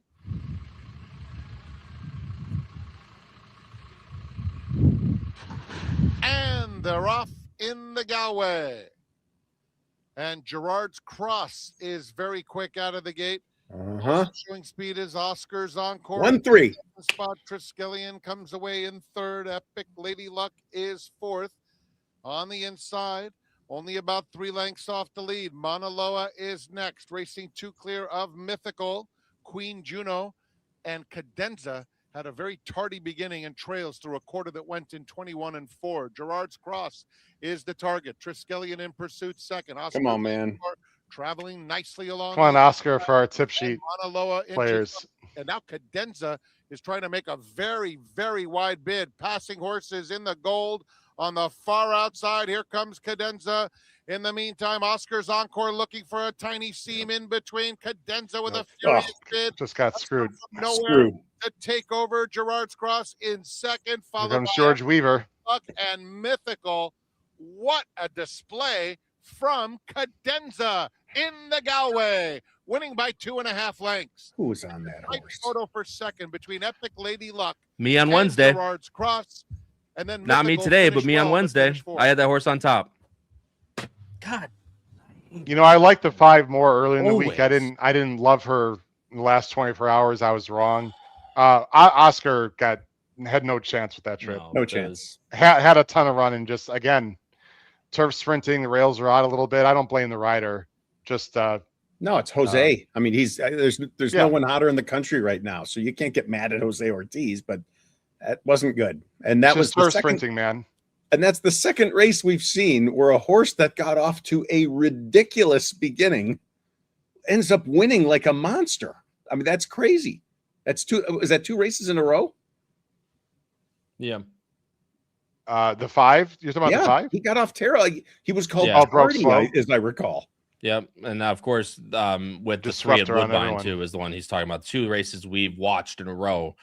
Bad beginnings to obviously prosperous endings. The 5 is your unofficial winner at Saratoga. 5-2-1-8. Again, that's 5-2-1-8 as you see on the bottom of the screen right now. Guys, stop me if you heard this before. Manny Franco again. The man is just riding unbelievable right now. He's got to be close. No, he's got to be close to that being first in the standings right now. I think Jose's had a good run last few days. I mean, he had a couple 4-win days, but that's at least 2 for Manny today. I was 3-5 on the tip sheet, so I like the 5. Like I said, I wrote the tip sheet 48 hours ago. I'm not sure why I went off Cadenza. Weaver horse ran a nice 2nd, by the way. The 2. But Oscar, is it Oscar's Hope? What's the name of that horse? Oscar's Encore. Oscar's Put that one in your stable because that's gonna be Matt on paper. That's gonna look like a bad effort. She had run. She had nowhere to go when it mattered most. And these turf sprints. This is why Kyle and I don't like these races. If you don't find the hole right at the exact time, you just have no shot. Yeah. And usually when you break tardy, you have no shot. But obviously she didn't break great, by the way. She did rush up a little bit. Again, the ride was fine. I don't blame Jose. It's turf sprints, man. That's the way it is. Again, I talk about this all the time where if you don't have a good opinion, just don't play the race. But I wanted to back up Ancient Egypt with someone, backed up with Sir V. I, again, had actually just took a look at my thing I posted on Twitter this morning. I was 562 on there. That is a $270 backup play that I didn't play because I went against my initial observation. Right. So that's that's just my I think Burnham Square has gave me too much luck over the past couple months, so I'm getting it all back in the last couple weeks. It's unfortunate, but it is what it is. Again, Manny Franco, just absolutely unbelievable. We've already whittled down to 20 minutes until the Kings play here. And again, we'll talk about a Del Mar, Howard, real quick at the end of the show. We'll talk about their stake that they have today. I see a bunch of people in the chat asking about Del Mar. Unfortunately, these early races when we're on the podcast are just frankly not that great to cover. Like the next race is a $20,000 claimer out at Del Mar. So, but at the end, after the Kings played, Howard, we'll talk real quick through that Del Mar race, and then we'll end the show for the people. You might want to look at the very last two comments in the chat. We have one of our co-hosts is there, and Dave Duncan just gave the jockey stats at Saratoga before today started. You look towards the bottom of the chat. Yep. So, yeah, Jose's been, I mean, obviously with IRAD out, Jose's getting some really nice rides. So I was completely wrong, but he's passing Pratt, which I guarantee you, if you brought up anyone to say that Manny Franco would be level with Pratt over in the middle of the summer, everyone would have called you absolutely nuts. Oldie, I love you so much, man. I love that joke. It's so funny, man. The 5 wasn't allowed to win because of the trademark. You got to trademark the 5, Oldie. It's a necessary trademark now. He's got another good one in there too. We'll just keep going. Yeah, it didn't even touch him square. Burner, I hardly know her. It's always a fantastic. What's up, Noah? By the way, Noah Maher in the chat. What's up? I did see Noah just popped in. What's up, my friend? Yeah, here's the say. Jose had 51. So again, the type of when your brother goes down and you have the best horse in the meet. I mean, Jose, ever since really he took his tack to Kentucky, his riding's been on to Fairgrounds, excuse me. His riding's been on an absolutely another level, and I'm very glad that he gets to show out. A lot of times, he's kind of not been in the shadows necessarily, but with IRAD winning all the big races, he's always the less talked about one. Getting a Saratoga rider's title would definitely put him back in the conversation. And I mean, and already he's basically a shoe-in for Jockey of the Year right now after the year that he's had. Yeah. Someone at the bottom of the screen in the chat wants to know the Saratoga results. It was 5-2-1-8. And this 5-2-1-8. Yep, there it is. Thanks, Kyle. By the way, shout out to Charlie Friedman, who actually won a marathon turf race with Sir V. Yeah. I don't know if there might be another lunar or solar eclipse today, because that's how often Charlie wins with tricks correctly a turf marathon. If he was listening right now, he'd be laughing too. So, but nice shot, Charlie, with Sir V. Awesome. Yeah, fantastic. Again, Cadenza, Brad Cox, that's 2 wins today for him. Manny Franco's got 2 as well. Some guy on PHP thought this horse's name was pronounced Looster. Can you believe that? Yes, I can, Mr. Orchid. Of course I can believe that. Wow. Pronouncing horses' names wrong must be a betting and boozing episode. Pronouncing the wrong gender of the horse must be a betting and boozing episode. Guys on a generational run right now, talking about pronouncing stuff. Not that I'm necessarily the great. I'm also in that boat, but Looster is not great. I will say that's not great. Guys, let's move on to the King's Plate. It's still unofficial at Saratoga. I'll let you know when that does go official. But since we can show the parading of the King's Plate, we might as well. This is, of course, $1 million Canadian, of course. So I probably shouldn't say that. I was going to say it probably like $5 American or something like that. Don't get Sylvain going in the chat. He's gonna. I know. Sylvain, we know. You don't have to type it out. We know. When at Saratoga, I always like, Sylvain's one of my favorite people. I always love pushing that guy's. When he takes it like a champ when you push the buttons. A good rage bait though always works. 1.25 miles, of course, on the Tapeta track. Still looking, I believe, at 3 to 5 on Looster. right now. Josie Carroll, Johnny V, back aboard to ride her after winning on her in the Woodbine Oaks. Howard, I've seen a lot of people try and pick against her, trying to beat her off that last race. Of course, she's a filly taking on the boys, one of two, I believe, in this year's edition of the King's Plate, because the horse that ran second to Luster, Dixie Law, the 5, is also in this race. Were you with Luster or were you against? From a non-betting perspective, Matt and Kyle, if someone said you have $1 million, if you pick the winner, I would pick Luster. But this is a gambling game, so therefore I'm not picking Luster on top. I do have the $5 pick threes that I'm not going to show on the screen, but I will say the $5 pick 3 to Luster is $485. The next lowest $5 pick 3 is to the 9 for 2,100. That is a 4x difference. So there's obviously, if you beat Luster, you're really, really, really going to get paid. And I should be alive to these, but I forgot to bet. Anyway, Luster is the best horse in this race. Johnny V is there for a reason, guys, and it's for this horse only. We could show the PPs or not. She's just really good. She's 3 to 4 lengths better than anyone in this field as of right now. That's not even a debate, depending on what speed figs you look at. But you know what, Matt and Kyle? The King's Plate is similar to the Kentucky Derby. This is an aberrational race. There's 12 horses in this race. Sometimes there's 14. I don't know if the rail's great for her. She doesn't always break well, but she's done everything very, very well and very professionally. And 39 times, guys, 39 times a filly has won the King's Plate. It happens all the time up in Canada. So don't be distracted, bewildered, or taken aback by the fact that Luster is a filly. She's clearly the horse to beat. I'm not saying anything that people don't know. The question is, if you think she can be beat, Matt and Kyle, who would it be with? I'll tell you what. Luster is just the way for me. I'm actually going to play her in a double into the next race, which is my biggest opinion of the day at Woodbine. Oh, I think, did you have the 9 on top, Howard, on your show? I did. I think that's the horse, because if there's one way I think she gets beat, and I can pull up the PPs too while we talk, is that if she's just a little too close to what's going to be a pretty hot pace. And that's my one concern.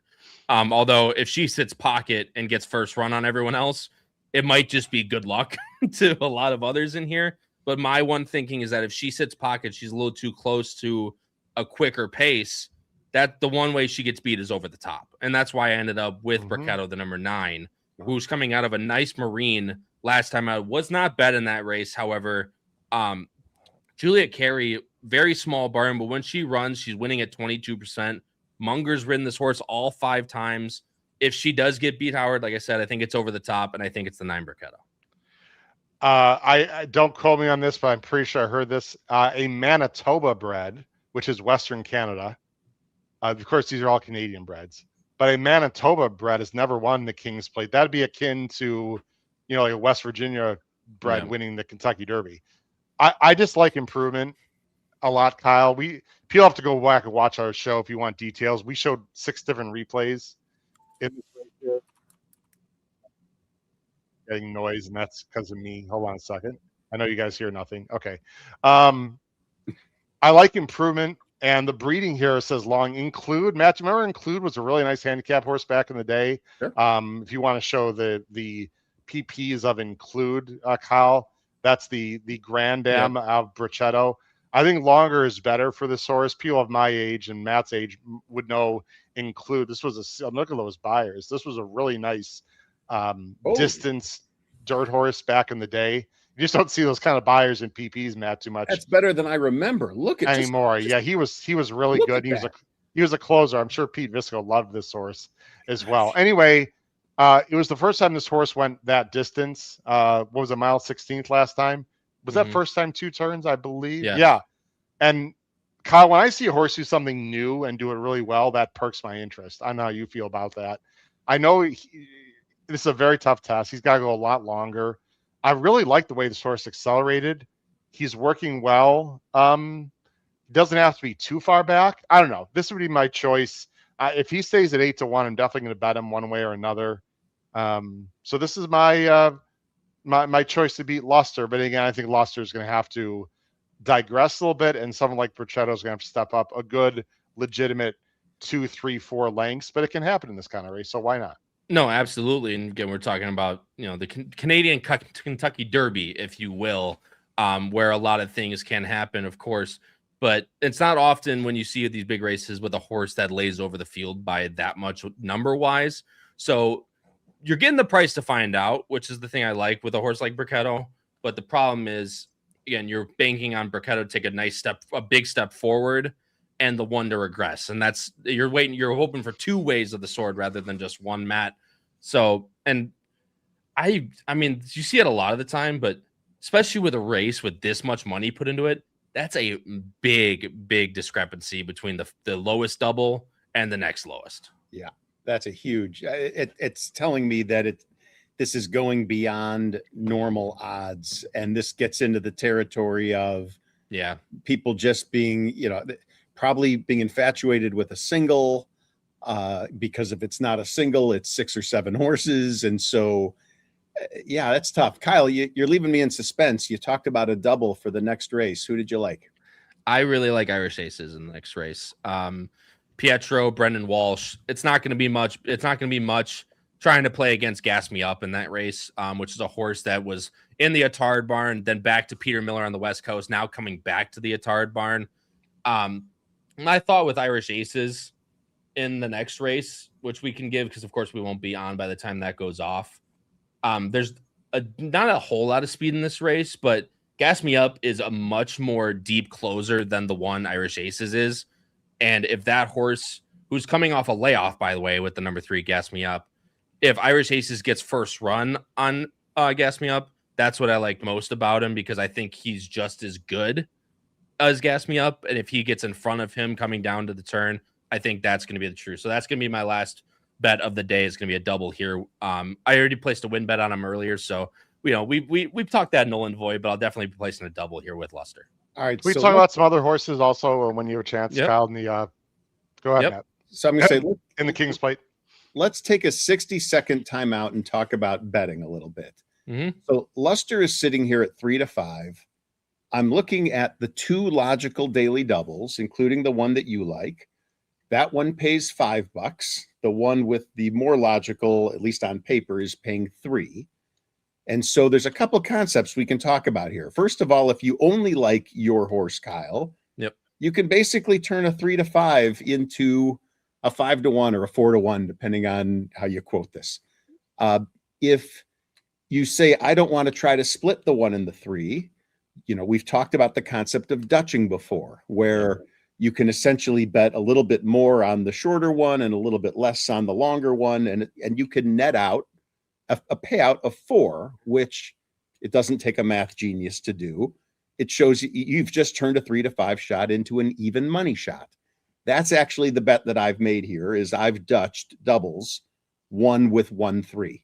3-5 to win. I'm not super excited. I think I could get at even money. I feel better. And next race does feel to me like a lockup with 2. But the bottom line is, if you don't like Luster to win, you've got value opportunities like crazy. That could be in the double pool. It could be exactas. It could be win bets. If you do like Luster and still don't like the even money I'm getting you in the double pool, there's the exacta pool. And it segues right to where Howard was going to go. So who else do we like here? And maybe it's a question of playing Luster over 2 or 3 horses in exactas. So Howard, who did you think? Well, I was just looking at the exacta pool, Matt. It's so funny that you say that. It's not easy to find who's going to come second if you believe Luster is going to win.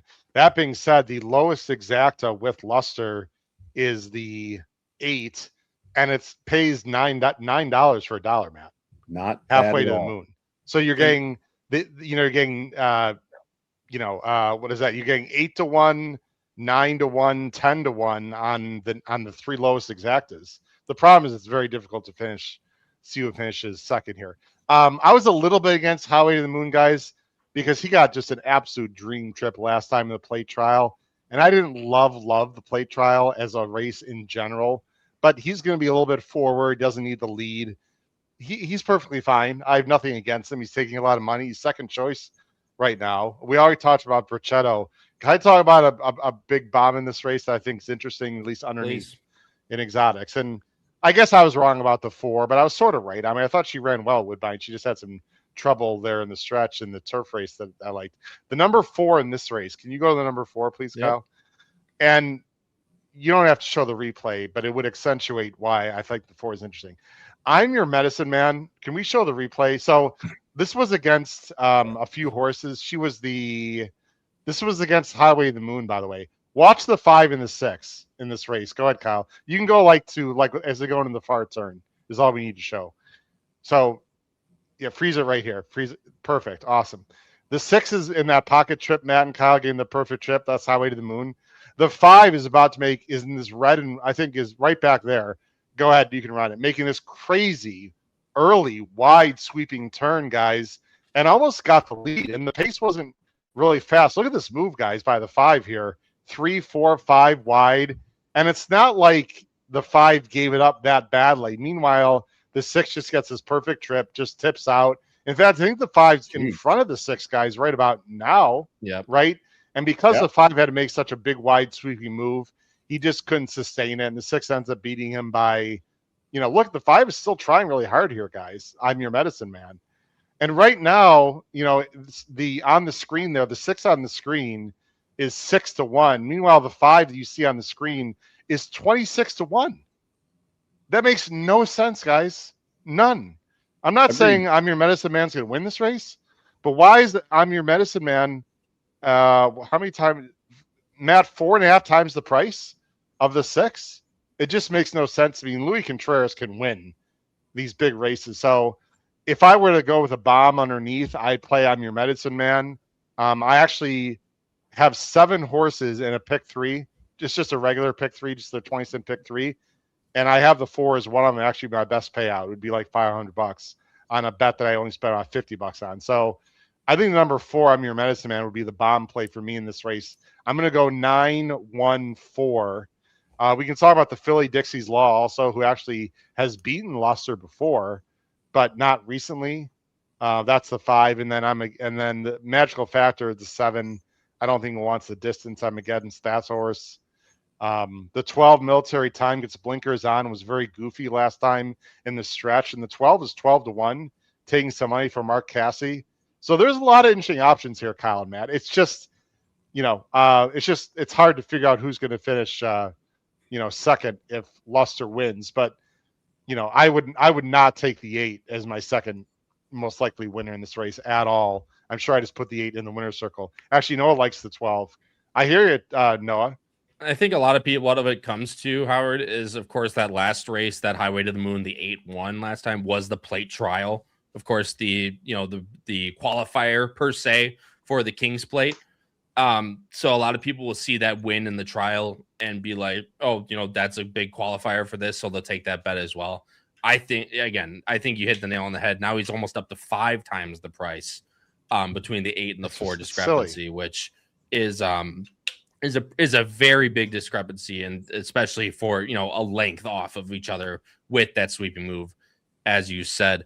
Lots of different ways. Got 2 minutes as we load in the gate right now. Noah said he bet the 112 exacta, so he's going with the inside to the outside, a horse that Howard mentioned quickly there at the end. Everyone put if you're going with Luster, you're going without. Everyone put their pick in the chat right now of who they're going with in the 2026 edition of the King's Plate, and we'll try and show as many as we can on the screen before this race goes off. Kenny Neely says he's using the 6. He thinks he'll get the distance in this race.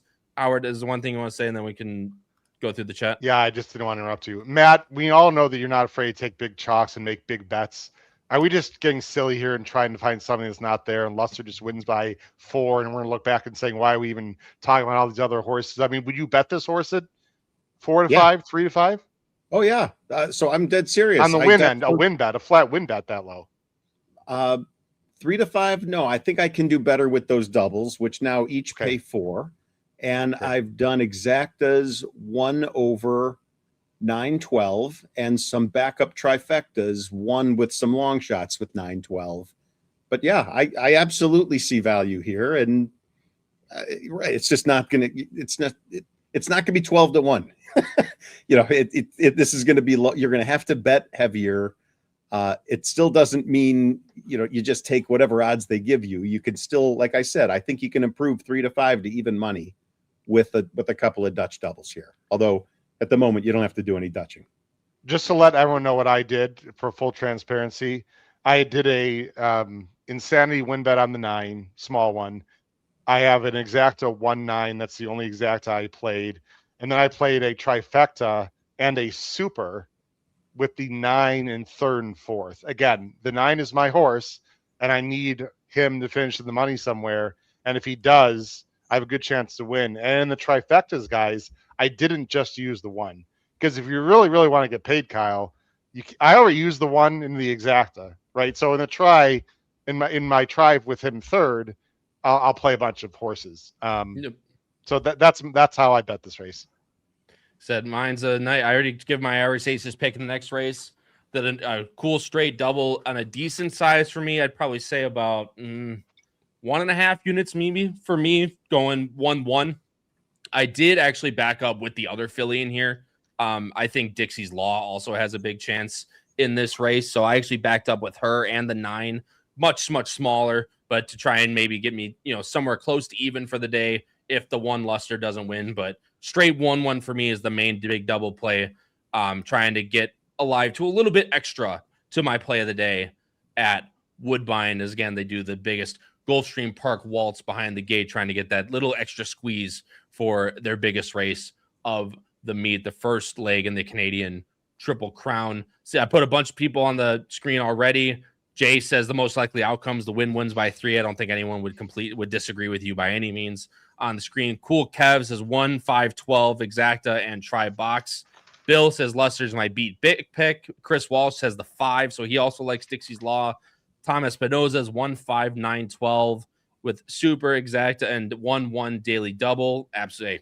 Love that one. That comes in. Katie is 12, 1, 6. Timothy Snell, a person I haven't seen before, is dollar triple box 1, 5, 7, 12. Kurt, another person I haven't seen before, says he likes the odds on Brachetto. I completely agree with you as well. Matt Miller, of course, if you didn't hear him, he put his thing daily double 1 with 1-3, exacta 1 over 9-12. Colin Quinn said unloaded on Dixie's Law win and underneath Luster, alive to the pick 3 with Dixie's Law as well. Cliffy Shades, a person I haven't seen either, 12, 5, 7, completely going against Luster in this race. Hot Rod, horse player, love to see him always in the chat. 1, 4, 9, 8 for him. And Kenny Neely is 1, 6 with 1, double extended to pick 3. Very skinny as they load in for the $1 million Canadian King's Plate, the first leg of the Canadian Triple Crown. Good luck to however you guys play this next race in the 2076 edition of the King's Plate. Don't go anywhere after the race. We have a few quick announcements, especially about next week, Kyle. We're planning to do a very late Weekend Warriors because it's Pacific Classic Day. So our Weekend Warriors next Saturday, the plan is to have that show later than normal to suit the Pacific Classic. So don't go anywhere after this race. Good luck to everyone in the King's Plate. 1-2. That's low, guys. And a 12-horse field going 1.25 miles. I mean, she might win by 10, but that's low to me. That's low. And by the way, thanks again to Woodbine for allowing us to show all their video throughout the summer. We really do appreciate it. It definitely adds to the flavor of the race, and Kyle's going to bring on the audio here when they break. So good luck, everyone, and thanks again to Woodbine. Yeah, and for anyone who doesn't, let us. It makes it way better. No doubt about it. Leading the lineup. Stand by for a start. The field has gone in. They're all in, locked up. And away they go. And they're off. And a terrific start, but for Bond Market. They almost began in a line otherwise, and getting out in front as they break in the King's Plate. Luster, Fire and Wine there, and driving forward. Very Special is prominent. Over in the center is Dixie Law and Magical Factor. Racing wide on the track, going up is Military Time behind Highway to the Moon. And they're in the this feels like a pretty honest pace, guys. Sure does. He just pulled back. Ooh, Luster just got checked a little bit there. Johnny was trying to hold her the He whole held her time, back. and she finally listened. As they race 1 to 5. Woo! 1 to 5. Who breaks away in front. Fire and Wine by a length and Come a half. on. Very special on the outside third. 1 Magical to 5. is on the rail in fourth, settling about 2.5 off the leader. Just behind is the other filly, Dixie Law. Who As they does hit that? the stretch, Highway to the Moon is mid-pack. Then came Military Time by Idalina. I'm Your Medicine Man's over on the inside of Bricketto, still wider on the track. And at the back at Donique, and last of all is Bond Market, and about 10 lengths. The 8's getting a great trip, guys. Fire and Come Wine on, Looster. leads the King's Plate. Took her a lot to Very get special settled, but second. she's Moving finally up in a is really Magical nice spot. Factor, and they've got away by a length and a half. I'm going to be wide on the far turn with a 9, but I don't mind that. At least I should get a clean run if this horse has anything. Highway to the Moon and Military Time, and then came Baida Lina. Bricketto starting a run now. Dixie's Behind them Law's is I'm Your pushing Medicine already. Man. Bond Market's finishing on pretty well. And last of all is Donique. And here And comes as they come down towards the Looster. 5/16th, still in front, Fire and Wine. Luster's coming now. Oh, Forrest got checked really hard. And Luster going after this leader. Fire So and James Wine. Graham jumping up and down on that horse. Well, they turn in the 12. King's Plate, Yeah. and it's Luster taken on by Military Time. Fire and Wine on the inside, and my Luster's gosh. hit the front. Military Time coming after Luster. Come on, Looster. By 2 lengths. Military Time in second, and there's plenty left. 112. Luster's full of Bye-bye. shots. He's got it won. Holy crap. Luster Goodbye. is going to streak away. 112. Come on. She's very good. Military Time Nice second. job, Matt. Fire Very and good. Wine on the A lot of inside people in the Dixie chat had the Law. 112 as well. Back in the center was Fantastic. I mean, And the time 22 1 to 1. 5. She 2.01. showed it, but she's very, very good. I think everyone knew that going in, but again, just the exclamation point on what's been a fantastic 3-year-old season already for Miss Looster as the filly beats the boys. There were a bunch of trips in behind, but I mean, this is a serious. Congratulations, by the way, to Noah Maher and anyone else who had the 12. The 4 had got a brutal trip when he wanted to make his run. My 9 was okay, got pinched a little bit, but I mean, as I said, Matt, that's why I want to bring it up before the race. I'm just trying to get cheeky here. The exact what's the exact? I mean, the odds on the 12 on the win end went up, so maybe it went up a little bit on the exacta too. Here, 1 second. Give me 2 Yeah. seconds. How about 18 to 1? Oh, that's a good one. No, excuse me, We're getting 16 to 1. I did the appetizers math. 16 to 1, 17 for $1. Congratulations, anyone who had the 12. The blinkers on really helped the 12, by the way, with those famous silks for Cassie guys and Gary Mary Barber. Is that right? Is 12 Gary and Mary Barber? I believe so. I'll double check that. And how about the 2 holding on for? Someone mentioned the 2 in the chat at the beginning.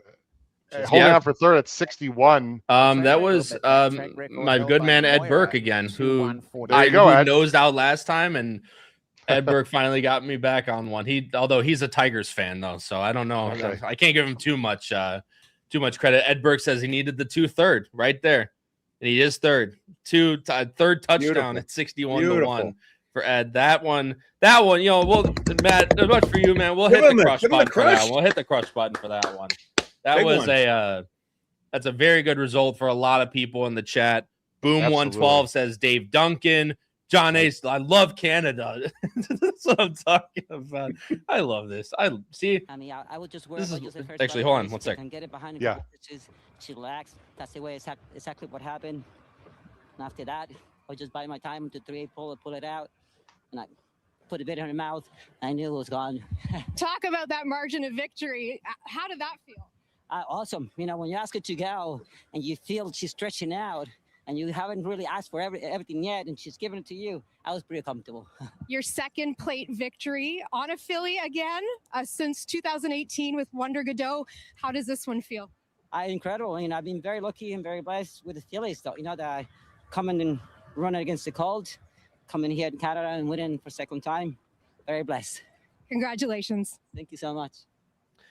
Nice. Not for a cup of coffee, ladies and gentlemen. That is for sure. What is that? 3 on the day for Johnny in these stakes now? I believe he's won half of them, if I'm not mistaken. We should go back and before we end the show here, just for a minute, and go back and show the PPs for Luster, guys. Yeah, now I did it. You guys got me saying it now. Fantastic. By the way, Matt, did you see the sire? I did not. Look at the sire of this horse. This one reminds you of anyone, Matt? Tell me it's Nick's Go. It is. There you go. Nice. Guys, she's never been on dirt. Give me one damn reason why she shouldn't be pointing to the distaff at this point. If she can take to the dirt, I mean, absolutely. Yeah. I mean, Look. if I were Cassie, and look, he knows his horses a hell of a lot better than I do. I would find a dirt race to go to, like the Spinster. But actually, the Spinster is for older. Sorry. I would find a dirt race to go to and see if she can do it. Yeah.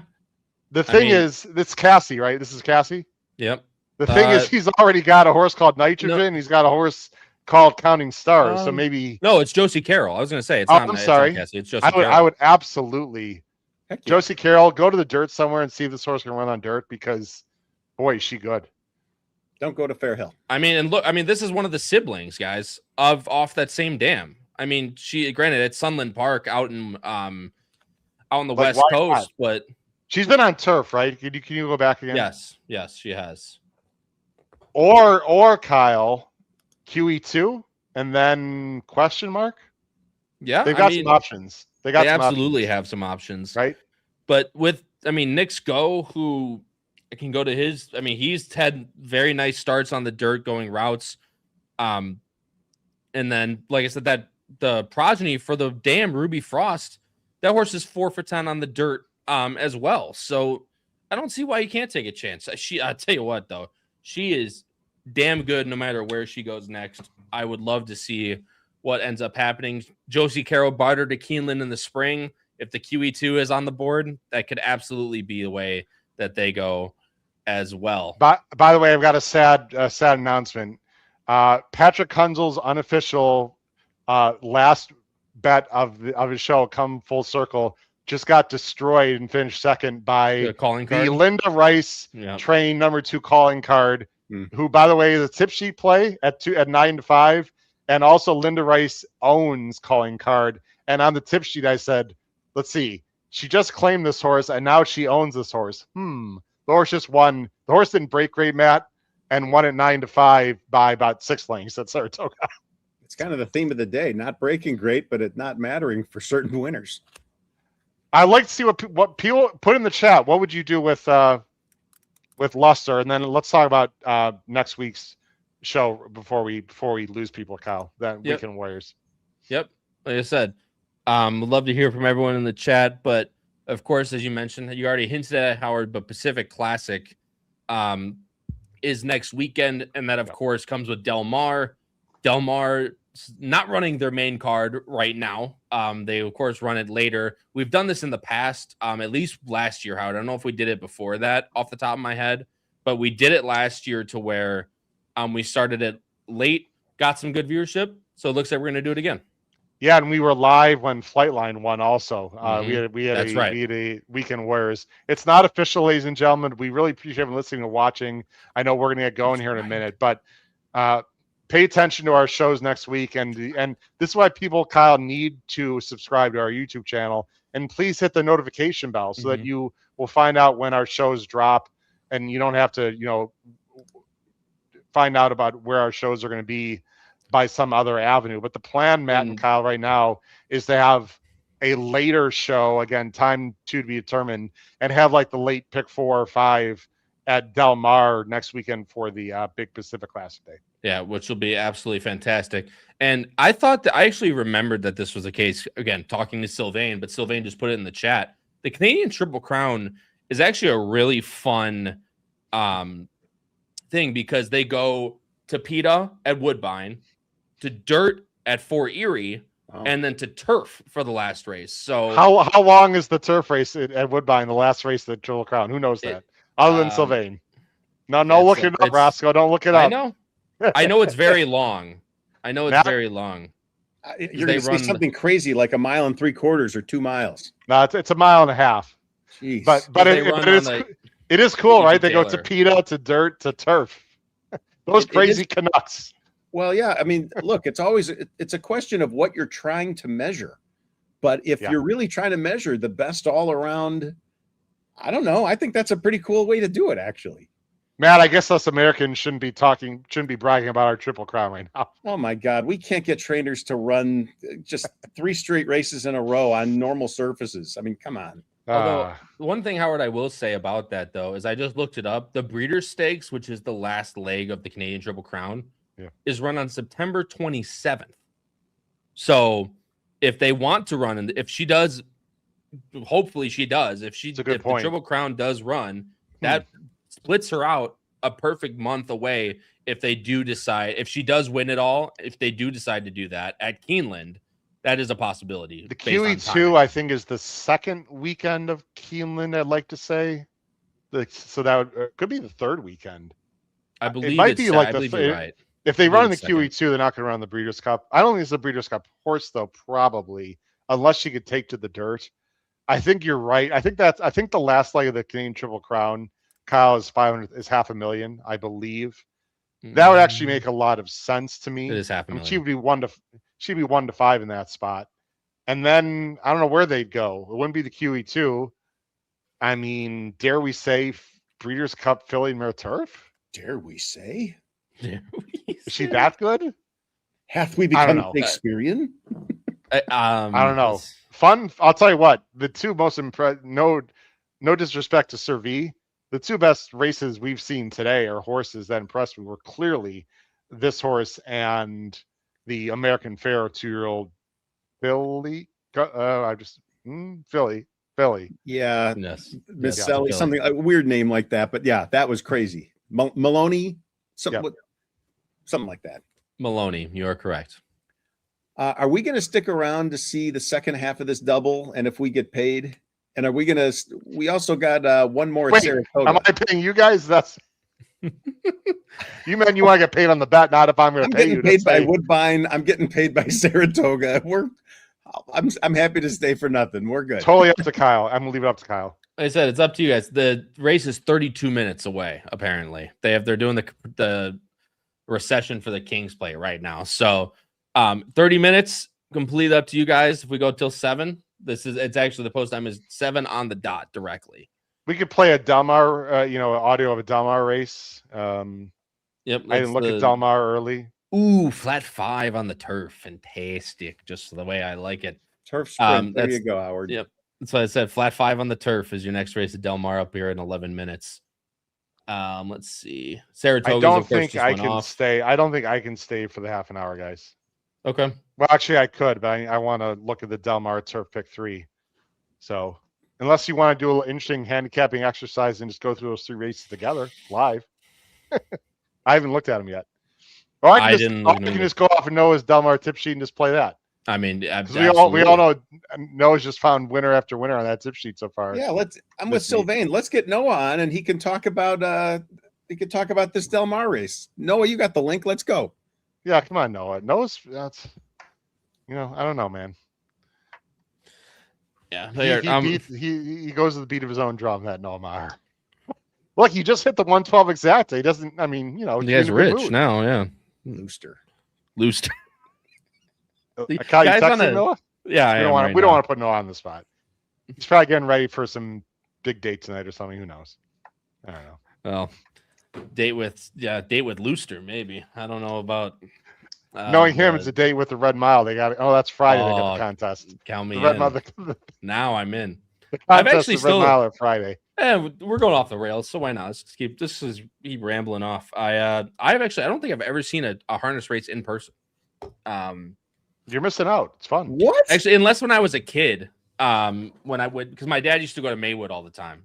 But serious? Your dad never took you to Maywood or Sportsman's or anything like that? I'm sure Bill Roscoe is in the chat right now, dude. So. Like the noises, the sounds. It's fantastic. That's borderline child abuse. Not taking a kid to harness. It's borderline child abuse to take him. To be fair, we just lost our possible harness sponsorship going later on. To be fair, when you had Arlington Park in your backyard, which is still the greatest grandstand I've ever been into, it's hard to travel 30 minutes more when you got that in your backyard. They used to do harness racing also. That's a little known Chicago fact. Mm-hmm. I did know that, and it's one of the only places where they had in Chicago, not with Arlington Park, but where they had back-to-back racetracks right across the street from one another. Yep. In Sportsman's and Hawthorne. Yep.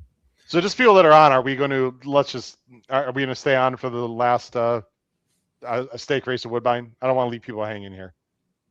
What's the plan, guys? I'm happy to stay. We've got 21 minutes till the end of Saratoga. I'm alive in 2 tourneys, and honestly could use the help in figuring out what the heck I'm going to do.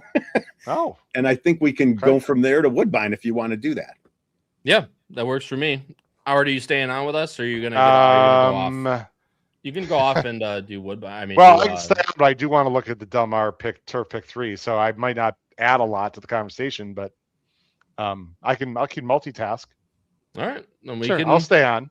We can make it work. I'm just going to be somewhat sidetracked, but Matt, I can accomplish 2 things at once. That's fine. I'll talk with Matt, and feel free to jump in whenever you want. Sure. Yeah, leave me on screen. It's all good. All right. So Matt, this is a very interesting last race, and that's why I want to bring it up to you, because I'm sure you're still alive in the Saratoga contest, correct? So let me just set the stage, and then we can talk ideas. Chris Couples, you just completely ruined my plan. Holy cow. Did he jump out to a ridiculous number in one of these contests, and now I'm in 4th. So I'm sitting with $800 and he has 1,500. So in one tournament, I need to double my money. In the other, which is a feeder where there's a whole bunch of seats available, give me 1 second. I don't think what I need to do there will require the same level of gymnastics. I am sitting in, that's not great. It's only 6 spots that pay. I'm in the exact spot you don't want to be in, which is 7th. And I probably need to make, on $360, I probably need to make 50%. So I need to double my money on one, and I need to make half of my money on the other. And you're now going to show me a 4-horse race. Yep, that's what I was going to say.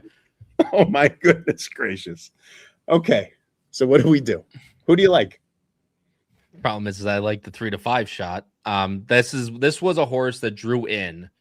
So I'll bring up the PPs right now. Again, we don't have much to look at because this was originally on the turf for 1 16th, and I actually had a very strong opinion in this race when it was on the grass. However, it was taken off. The one horse that was entered in main track only, of course, are going to always take a lot of money when that does happen. But the horse on your screen right now, Maximum Heat, Linda Rice, Jose Ortiz hops on as well.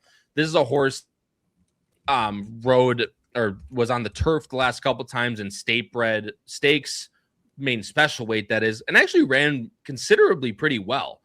Just ended up being way too far back in closing. This horse will not be in the 11 post. This is a Wilson shoot race. There's only 4 horses. We'll all be all the way to the outside. Gets the blinkers on, Matt, which I think might help the start a little bit.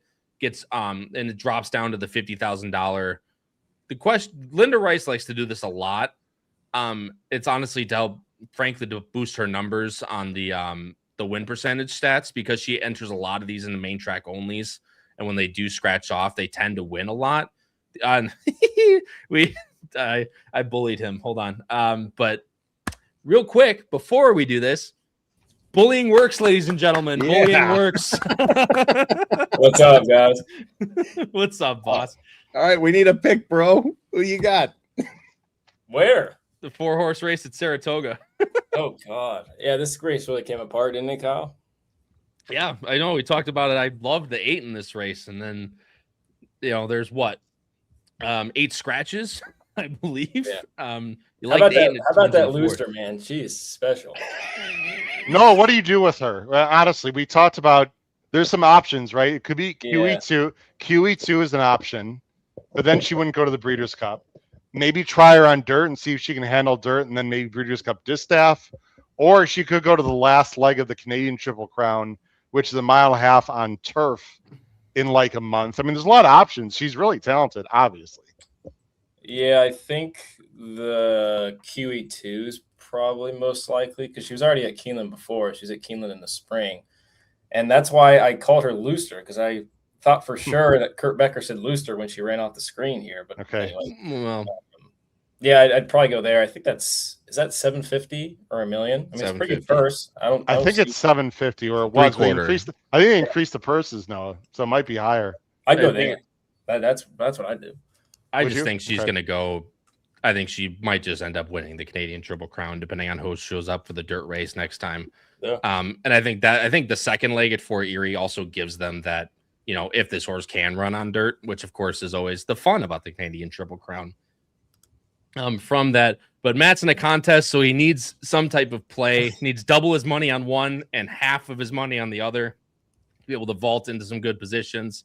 Of course, it's only a 4-horse race, but please, we need to help the man on the bottom of the screen. Well, can you go up to the 3, please, Kyle? To me, this is clearly the other one. I actually was interested in this horse a little bit, even if it was on turf, and I hate, with a passion, 5-year-olds who have not broken their maiden. See Noah and Baffer's horse from 2 weeks ago in the encyclopedia with 5-year-olds who are well meant. There was actually a 5-year-old that was like 0 for 6 or 0 for 7 yesterday at Del Mar that won and beat me. So. Oh, really? Well, this horse ran very respectfully, guys, in maiden special weights back in 24 and 25. Obviously, something happened. I didn't see any of the works, but the works look good. And we know what Maker can do to improve a horse, and they keep him on dirt for obvious reasons to me. And this is a really bad field. Matt, I would be 3-11, 11-3 all day if I were you. I had this 3. I mean, 5-2 might be a gift. This is a bad field. And this is the only one with really proven dirt form other than the 9. I just don't think the 9 is any damn good. I probably just put the 9 in the winner's circle, but I don't know, guys. The 3 is one of those rare 5-year-old maidens I'd be very, very interested in. Yeah, I mean, this is one of those things. Of course, this was a state bred race. The 9's been in state at 3. It's 7-2 right now. I mean, this horse has been in maiden claiming state bred 30, maiden claiming 35. Has lost by 20 and a quarter lengths combined in both those races.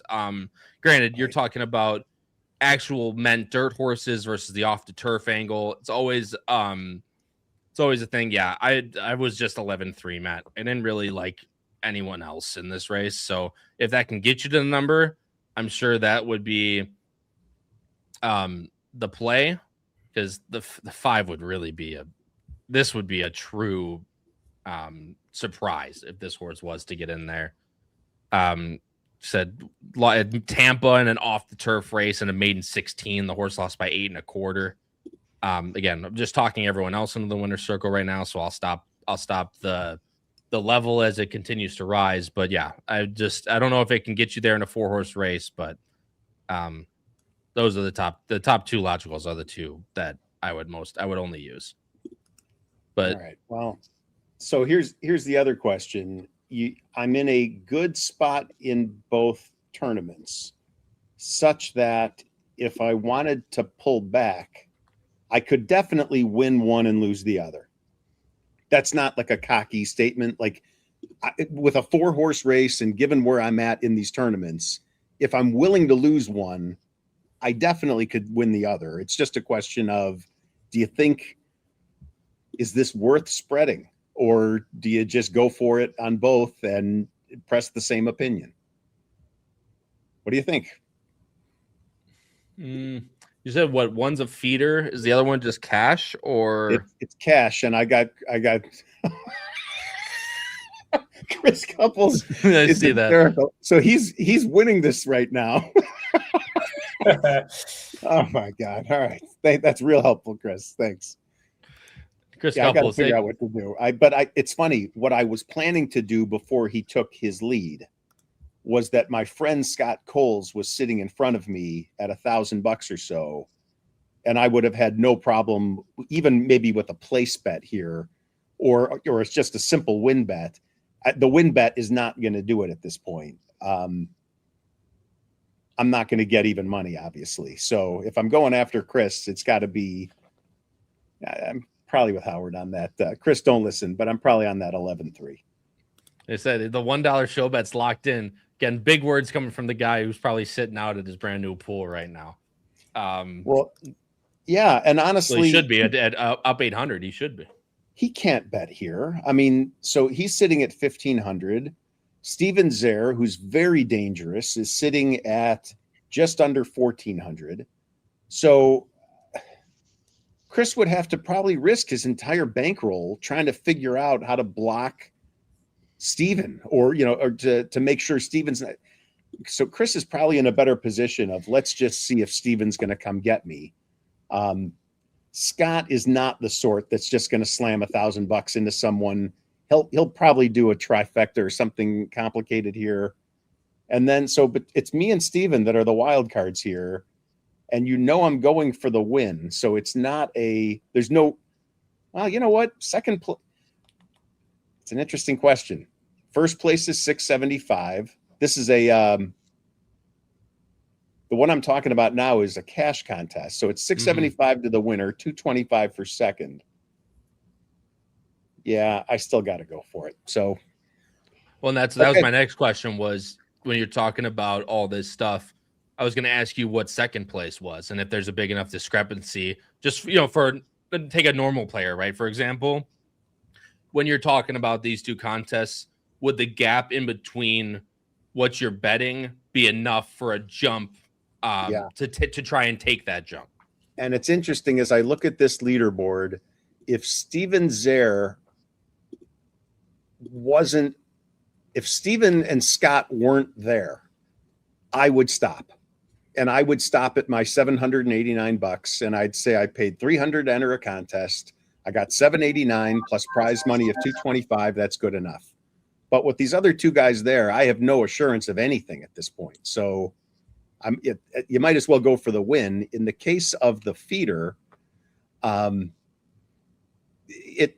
drop off a cliff. You either get a seat or you don't. And so it's much more of you got to make sure you're in that grouping that gets through. So, okay, I got to find an even money opportunity here. All right, you get that play, and I want to talk Del Mar for a little bit, because I brought the man. I bullied the man on the screen. Yeah, let's get him. Favorite time. There is a race about to go off, Kyle, if you want to play the audio, just to have a race on the show. Oh, yeah.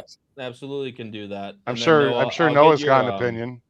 Please, race 4. Noah's got 195 on the tip sheet, or the 9 scratch, so 1-5 something. One's 4-1 right now, above your 10 to your 10. Who's your 6-5 favorite, Noah? Yeah, but this rider sucks, so don't bet it. Whoa. Jeez. Oh, Noah bringing the heat. Oh, he's really bad. I mean, if you're gonna play the audio, no, doubling down. They're not. If somebody said, "Hey, okay, I have $10 for you. You have to bet this race, and you have to bet somebody to win," it'd be the one. But if that $10 was my money, I wouldn't bet it. Alfredo, you don't like Alfredo Bautista? No, I do not. I do have an important question for Noah that the audience will be interested in after this race, though. Actually, 2 questions for Noah after the race. 243 starts, 9%, minus 59% ROI on the ones jockey right now. They're still doing their, again, I've said it multiple times. I feel like they just keeps rearing it. They're doing the Gulfstream Park waltz behind the screen. Yeah, 8 minutes. They were going in and then they stopped. So I don't know what's happening. Wait, maybe they're working on the 3. Yeah, they're trying to. I think they're working on Chris's horse. Yeah. While we're waiting, can I ask Noah a turf pick 3 question? That I was gonna say after that's what I'm here for. Noah, why do you not like steak fries in the last race? Let me tell you. Okay.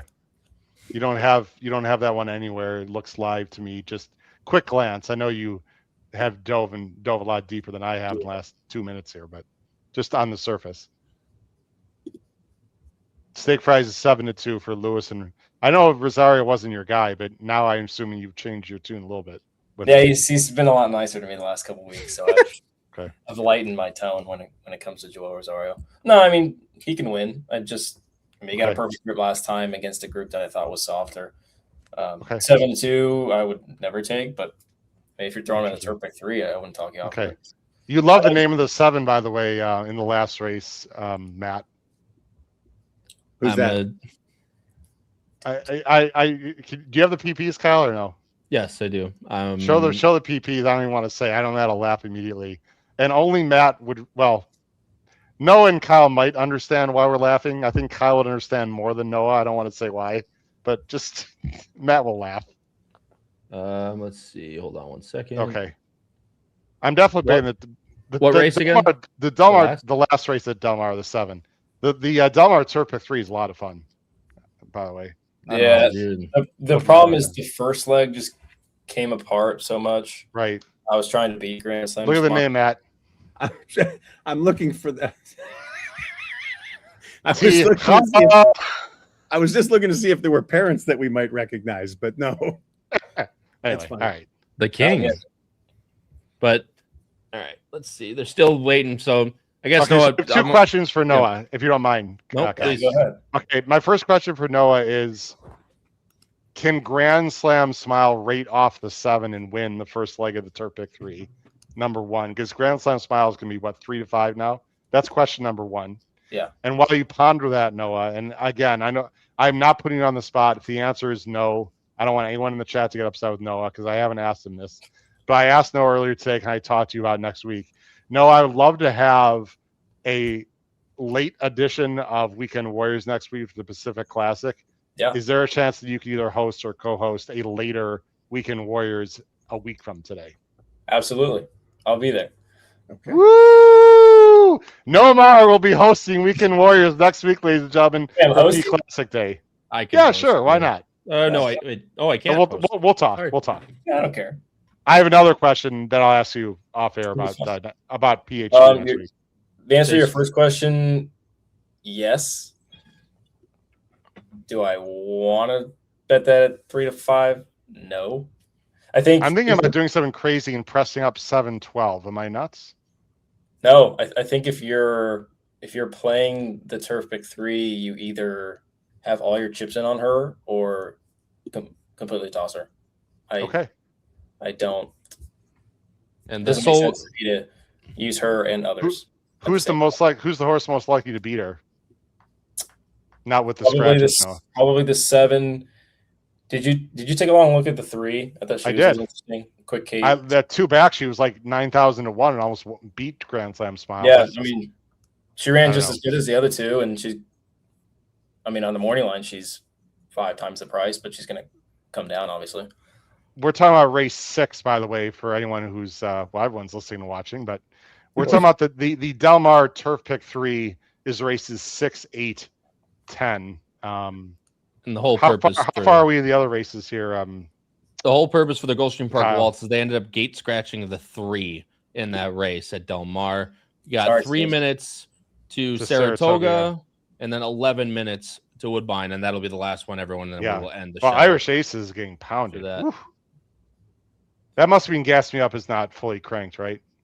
My assumption. If she's 7 to 2, yeah, that would. This feels very preppy for the Woodbine Mile, I would say, right? Yeah, for Gas Me Up. Yep, and that's why I actually wanted to go with Irish Aces. However, my initial thought was they would still bet Gas Me Up, and the fact that they're not, 1 obviously makes me feel really good, but 2 makes me pissed off. Well, actually, in the doubles, it's not that far off, so I think Irish Aces will probably be the last 7 to 5, and Gas Me Up 2 to 1, if I had to guess. Anyway, here's the sound for what is this, race 4 Del Mar? Race 4 Del Mar. Okay, good luck. 1 back. Good luck. They're all in line. Watch this 1 win by 3 just to piss off Noah. Probably. They're off. Homegrown Tomatoes goes out to the front. Delaney's Dreamer on the inside, and he is right up there too with Fair Question on the far outside. They're clear 2.5 lengths from Throw the First Punch, who's away running in 5th. Then Mo Diamantes and Tsunami break of another 5 lengths more back to Bello Rosso. After that, it is 1,000-yard race. AP and Champs-Ore. So they make their way around the far turn. Delaney's Dreamer is the leader by a length. He got lit as second. Mo Diamantes is coming through on the inside and not handling the turn here. I love this track. And the favorite Fair Question lost a ton of ground because of it took out the as 10 they come to the top of the stretch. And as they arrive at the 8th hole, it is now Mo Diamantes and Tsunami 1-2. And on the outside, here comes Throw the First Punch. Cernami, Mo Diamantes throw the first punch. These three down to the wire. Here's the finish. Mo Diamantes gets there first in a photo over Cernami and throw the first punch. Nothing like a 35-1 shot blowing the turn to take out the favorite. That's it's always a fun one. You play any sequentials? I was 145. So hooray! We're rich. All right. Wait, you had the winner on top on the tip sheet? No, I had the one on top. I had a 1-9A and 4-5B, but it probably would have changed with scratches. But so, Matt, what's our final contest decision? If you want to, or what are we doing at Saratoga? All right, I'm playing honor system here because half the field in these tournaments is listening to this. So just guys, do me a favor and just be honorable and don't screw me over for saying what I'm doing. Oh boy. So let's see how many minutes we got. 0 minutes. All right. So in the tournament where I only need, whatever it was, 50% or so on my money, predictably, I did an all-in win bet on the 11 horse. That's in the feeder. In the tournament with Chris, I'm going to risk leaving the putt short a little bit, and I'm playing a couple of exactas with the 11. And I think there's a chance that he is not betting a buck. He's going to do something to try and throw me off a little bit. And based on my Dutching calculator, I'm going to be real close to him depending on final odds movement. So I need the 11 over the 3 or the 11 over the 9. I left off the 11-5. Yep. And they are walking over to the Wilson shoe right now. So this will be about 45 seconds. Matt, we always do appreciate the transparency, even with the people in the chat. Because like you said, there's a lot of people already in here. We saw Peter Galvis in the chat as well, who's also in that. Chris Couples, of course, is here in the chat, lounging away. Hopefully he can hold on to that lead. But of course, we hope for our big friend Matt Miller that he can get through in these contests. 11 on top, Matt. That's what we need. That's the only one I have on top. I am making one backup cash exacta of 311. But that's guys. The fact that the 11 has never been on dirt and is 3-5. I know it's a 4-horse field, but Matt talked about signaling the noise and almost wanting to bet the over the underlays. This is the underlay of underlays. This horse has never been on dirt and it's 3-5. I know it's a 4-horse field. I'm going 311, by the way. I put a win bet on the 3. Not a lot, but I just I like the intent here for the 3. And they're off. And it's a very even start. Mo Curls is going to the front. The 9 went to the boys whip. Along the inside. 3 across the track in a 4-horse field. Wide by Maximum Heat, so those 3 will vie early. 7 lengths back to Lobbyist in 4th. They swing. Just go get it. And Jose says, "Screw you guys, I'm going." Go get it right now. And that's no longer the case. Crazy horse. Maximum Heat goes on with it. And so Maximum Heat in hand, in command, puts 3/4 of a length on DC Boys. It's only 24-2. 2 more back to Mo Curls in 3rd, and Lobbyist getting closer along the inside. Down the back stretch, and it is Maximum Heat through 1/4 in 24 2/5 seconds, leading the way by 2 lengths over DC Boys into the far turn. DC Boys set down, trying to go and challenge the favorite. But the favorite doing it well up top. Maximum Heat well up top. Separated themselves. Mo Curls, Lobbyist made a brief bid, but drops back once again to last. 48-2 for Maximum Heat, who has a 2-length lead coming to the quarter pole. 11's asking. It's not over yet. Another couple back to Mo Curls in 3rd. They're at the top of the stretch, and Maximum Heat's opened it up to 4. Now it's over. On DC Boys in 2nd. Mo Curls angles in, trying to complete this exacta. But it's another runaway, and number 5 for Linda Rice. This exacta matters. Maximum and I don't know which one is going to pay better. About it, winner. Just ambles home and still won by 11-9. Yeah, 11-9-3. DC Boys. And 5 wins, Linda Rice. 5. All right. The 11-9's got to be better than the 11-3, Matt. It has to be. They're the same according to the probables, but it could be 410 and 490 for all we know. But remember, I had to Dutch a little bit. So that's what I was going to say. Okay, we'll see. Well, and the good news is with New York and with what I still call it the Kendrick rule, we got a good 10 minutes till they make it official now. That's really. Should we play a game? Should we guess what it's going to pay? We got plenty of time. Yeah, I think that's a good idea. I'm going to say because those exactas evened out at $4 a piece. Oh, and we've got these doubles coming up. That's a good memory, Kyle. I do think it's going to pay towards the high end of the fours. Yeah. And if Chris Couples, if you're watching, I'll just tell you what I did. Oh, don't laugh at me. I'm going to get Snow made fun of for this. I did 367. And yes, if that number ends up working, it's for exactly this reason. I have a $367 exacta, and it pays $4 something. So if it paid $5, I'd be good. We're going to have to see. This is going to be nerve-wracking, as is the next race here at Woodbine. And I'm pretty well Dutch to the 1 and the 3. By the way, people wonder why Linda Rice does so well certain years at Saratoga. Boy, does she do rain dances, because there were 3 races taken off the turf today. She won 2 of them. I'd love to know Linda Rice's percentage at Saratoga last 5 years with races rained off the turf. I bet it's like, honestly, guys, 50%. It's got to be something insane. Not that she's not a great trainer anyway, and I know she wins when it's dry. But boy, does she benefit, and boy, does Chad Brown not benefit when the races are taken off the turf at Saratoga. It's a fact. That's not even an opinion. Well, and that's what I said to start when we started talking about the race was Linda Rice does the MTOs very often and very well. Because when she catches these horses that, again, are meant for dirt horses, or are an actual dirt horse against these horses that are running on the turf, scratching off and staying on, it makes a whole ton of difference when you're facing off the turf company versus regular dirt company. So Howard, I got the stat. That stat's available? Yeah. They have like rained off stat? How's that possible? Off the turf races at Saratoga the last. Because DRF's the best, Howard. That's why. It's unbelievable. I'm probably way off. I was just kidding. 50%. What is it? 20%. Okay, that's still pretty good. Well, pretty good. $1.76 ROI, 68% in the money, and she's also oftentimes she'll have more than one.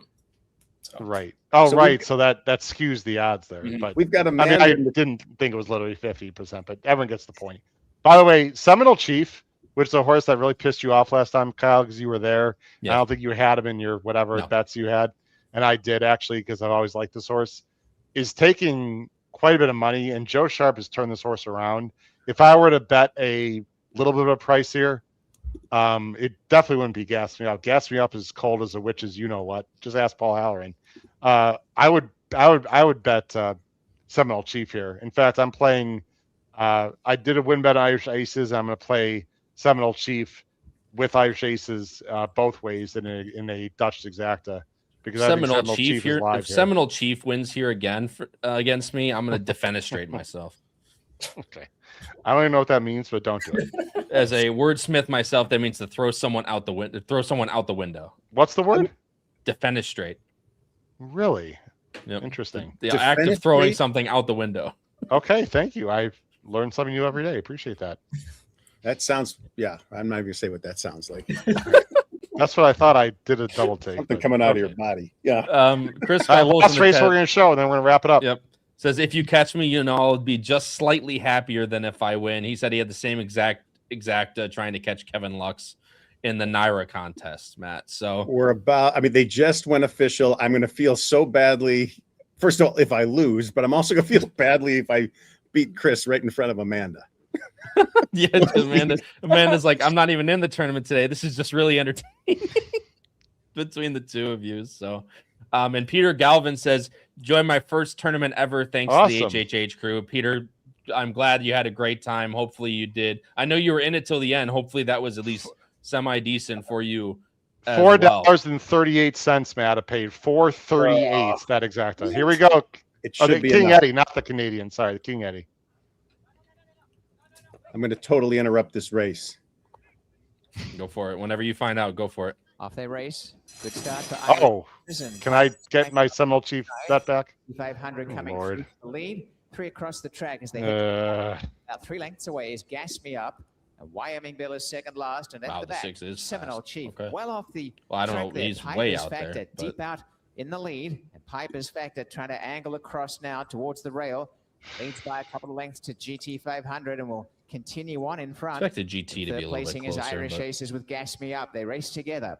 3/4 away, Wyoming Bill on the outside, joining the mix at a length and a half to Seminole Chief. Piper's Factor has come across for John Velasquez to be out by 4.5 lengths. GT 500 second, 1 away in third is Gas Me Up. Irish Aces on the inside. A neck away is Wyoming Bill, and the trailer by a length and a half, Seminole Chief. Racing along in front through a half. You get 2-1 on Irish Aces now, Kyle. King Edward by 3.5 lengths. On the inside, Irish Aces starting. Bill coming home. And last of all is... I'm so glad I joined. Coming along now, Piper's Factor. How about one of these? Fractions, Piper's Factor. 4 lengths, Gas Me Up to second.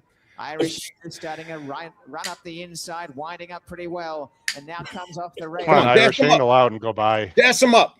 Now from Gas Me Up, and Irish Aces back in third with Dude, this Wyoming. five's causing a big problem for us. Gosh darn it.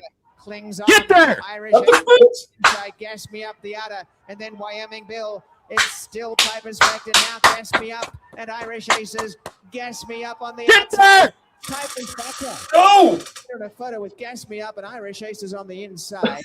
Just behind them, Wyoming Bill. And at the back, I frankly have no idea. First or second, Kyle. He beat Gas Me Up. Gas Me Up did not win. It's either one inside of him.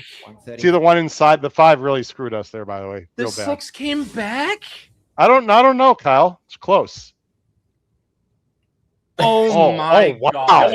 Gas Me Up. I'm gonna be honest with you. Wow. I'm gonna be honest with you. I need to take a walk and go to the bathroom real quick. Yeah, you guys.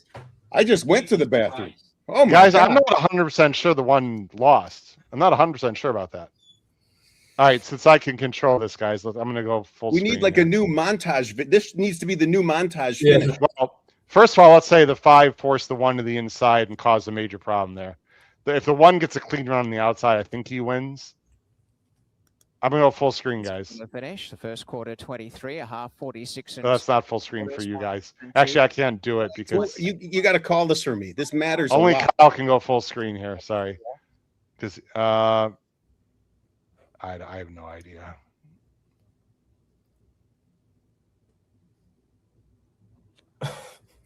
Pass the wire, maybe get. I mean, is it completely out of the realm to say it could be a triple dead heat live on the HHH Racing podcast? It's completely out of the realm. I think pass the wire, Gas Me Up 1. I love to see people put in the chat. This is. I hope it is the one. I want just either one. Come on. I don't think it's gonna be the one. This is really, really tight. Look how far away they are from each other. Jeez Louise. Hey, Peter Tran, nice Where's job. the wires? The camera's there. I have absolutely no idea. I usually have a good idea. The I have angle's no very idea. weird. Personally, again, I'm trying to be as unbiased. I think with the angle, I think the 1 actually did win. But do you really? I don't. Because it's past it, right? It's like the opposite of Santa Anita. Santa Anita, the one's right before. Right, because when the camera is slightly before the wire, it favors the inside. You have to be a little bit further ahead than you think when the camera is behind. Right, like Santa Anita. All I know is that if this one's probably going in the folder no matter what. So. Oh boy.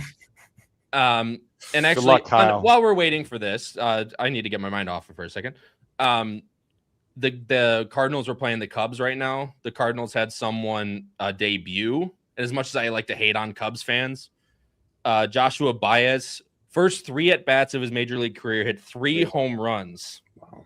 And after he flew out in his 4th at-bat, everyone in the stadium, including Cubs fans, jumped up and gave him a standing ovation. So that was because really Cub cool. fans are classy, unlike I definitely don't agree with that statement, but it's okay. We can agree to disagree. Meanwhile, the Bears 34, Browns 10, Super Bowl. Wow, they came back. It is preseason. I know it's preseason, but it was 10-10 at halftime. I have no idea, guys. I usually have a good idea. I'm going to say Gas Me Up finished third. I'm going to throw that out there. He was on the far outside. I think he finished third. I think it's either a dead heat or the 1-1. I think it's either 1-6 dead heat or 1-6. Or I'm completely wrong. Gosh darn. Unbelievable. What the hell? 1-5. Wow, was I wrong there? Oh, sorry, Kyle. What the hell? Fucking 6. Well, Wyoming Bill cost us the race, I think, Kyle. We'll never know, but what the hell? I'd like to see that picture. Yeah, can we see that picture? We'll see it. We'll see it. In case anyone cares, Gas Me Up took a ton of late money, by the way. I'm sure it's computer money, and actually was the favorite by $3,000 in the win pool. So Gas Me Up was actually the favorite. That was so deceptive. I really thought the one had it. I'd love to see that picture. I don't like when horses know I have to jink to the inside when they're trying to close. That just doesn't almost never works out well. Nope. Especially when you're lost by. All right. I think Kyle just went to sleep. I think someone just gave him a tranquilizer. I think I need to take care of the rest of the show. Let's needless to say, I'm not betting horses next weekend. I need a week Sorry, off. Kyle. Jesus Christ. That's twice now, dude. Specific classic. You have to bet. Yeah, bite me. Okay. All right. Well, Jesus you want to wrap up the show, Kyle? Or do you want me I'm gonna wait. I want to wait to see that photo, and then I'll wrap it up after that. You want to see the photo? Oh, yeah. I want to. Okay. Before I defenestrate myself, I want to see the photo. He ran really well. I mean, again, on yourself. Wait a second. Away across to the I thought it was throwing something out the window. Now you can do it on yourself. Yeah, I can throw myself out the window. Career victory from you said on yourself. Is there a name for that? 5th win on the defend straight on yourself. I don't think we're not supposed to talk. It's a family show. These are words that I'm not comfortable with. Really. Wow, man. From Sheep Thrill, Samson Farm bred the winner. By the way, I'll predict that 135.4 will not win the Woodbine Mile in a month because Opera Ballo or some complete monster is going to win in like 132 and change. Noah, while we talk about this, there's a couple people in the chat asking, can you give a couple Del Mar opinions while we wait for this photo? I love Gary. Gary, I'm gonna be at Red Mile next week, so be there, be square. Right? See, I told you guys. Big Red Mile guy. Yeah, Bill had asked about race 7. He asked about the Flightline Colt. Inshallah, I'm gonna try to beat him with the 1 and the 2. Me and Jackson talked about it. I don't know. His works were fine. I felt like it was weird because the first half of them were better than the second half, which is weird. I just found that interesting. It's also a bar of gold Colt too. So I mean, they paid I think over $2 million for him. I'm gonna try to beat him with the 1 and the 2. The 2's a spot play because I'm worried that the 1's going to take a good amount of money for Baffert. The 1 Emancipate worked heads up with Hughes, who won the Best Pal last weekend. Probably going to see him in the Futurity, and I thought he was right there with him. See you there, Gary. I thought he was right there in the mornings. The 2 I think's got some talent. He'd be kind of the sneaky long shot I'd use in there, but in terms of that race, those 2 that's the direction that I'd go. No, and like I said, I love it because the whole reason I bullied Noah on here is to give Del Mar opinions. So I wanted to get that in at the end. Matt, sorry, did you want to say something? I want to. Well, it's funny. Looking at that double payoff, I do want to go back to the betting we talked about earlier when we were looking at Luster and trying to take a 3 to 5 shot and turn it into an even money shot. Well, we just did that essentially. If you had played both and Dutched them, that double paid, I think, on $2. I think it paid 9 something. The bottom line is you would have been successful in turning the horse into even money. Yeah, you can then ask the question, was it worth it? Because you came within this much of losing. So which was better, 3 to 5 without any risk of the double, or having 2 of those 3 horses in that crazy photo? I mean, obviously knowing the result, I'm glad how it worked out, but there's actually an argument to be made that you came darn close to losing that. I don't know. Well, Matt, I guess the argument gets better though, because she went off at 1 to 5, right? That's true. It was even worse before. That's correct. Right. So there's no question the double players got the best of it. Yep. Sorry. But they're going to talk to Fraser Abley, who we talked a lot about actually on Wednesday, because we were talking about the Woodbine horse that ran in the turf sprint, that ran pretty poorly. So I'm sure Fraser is very happy to be up at Woodbine rather than down at Saratoga with the way that horse ran. But I guess they're going to interview and then talk about, or then show the photo. So I don't know. I'm trying to figure out do we want to. I mean, I guess we need to see the photo. Shout out Fraser. Finished second in the plate trial. So thank you, Fraser. Yeah. I got to go. I've made a commitment upstairs for 3 minutes from now. I've got to be dressed in something better than a UFC hoodie. Okay. But fun time with you guys as always. 2 of those contests worked out terrific. Peter in the chat also made a nice move in the feeder to move up right with me.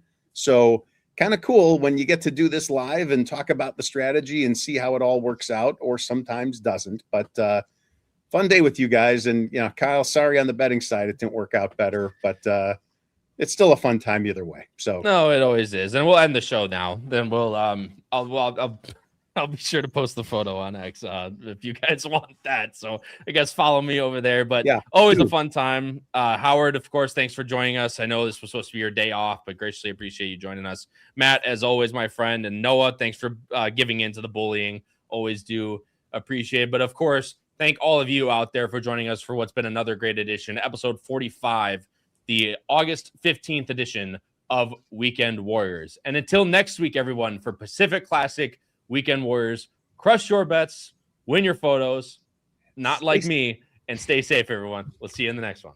Have a good night.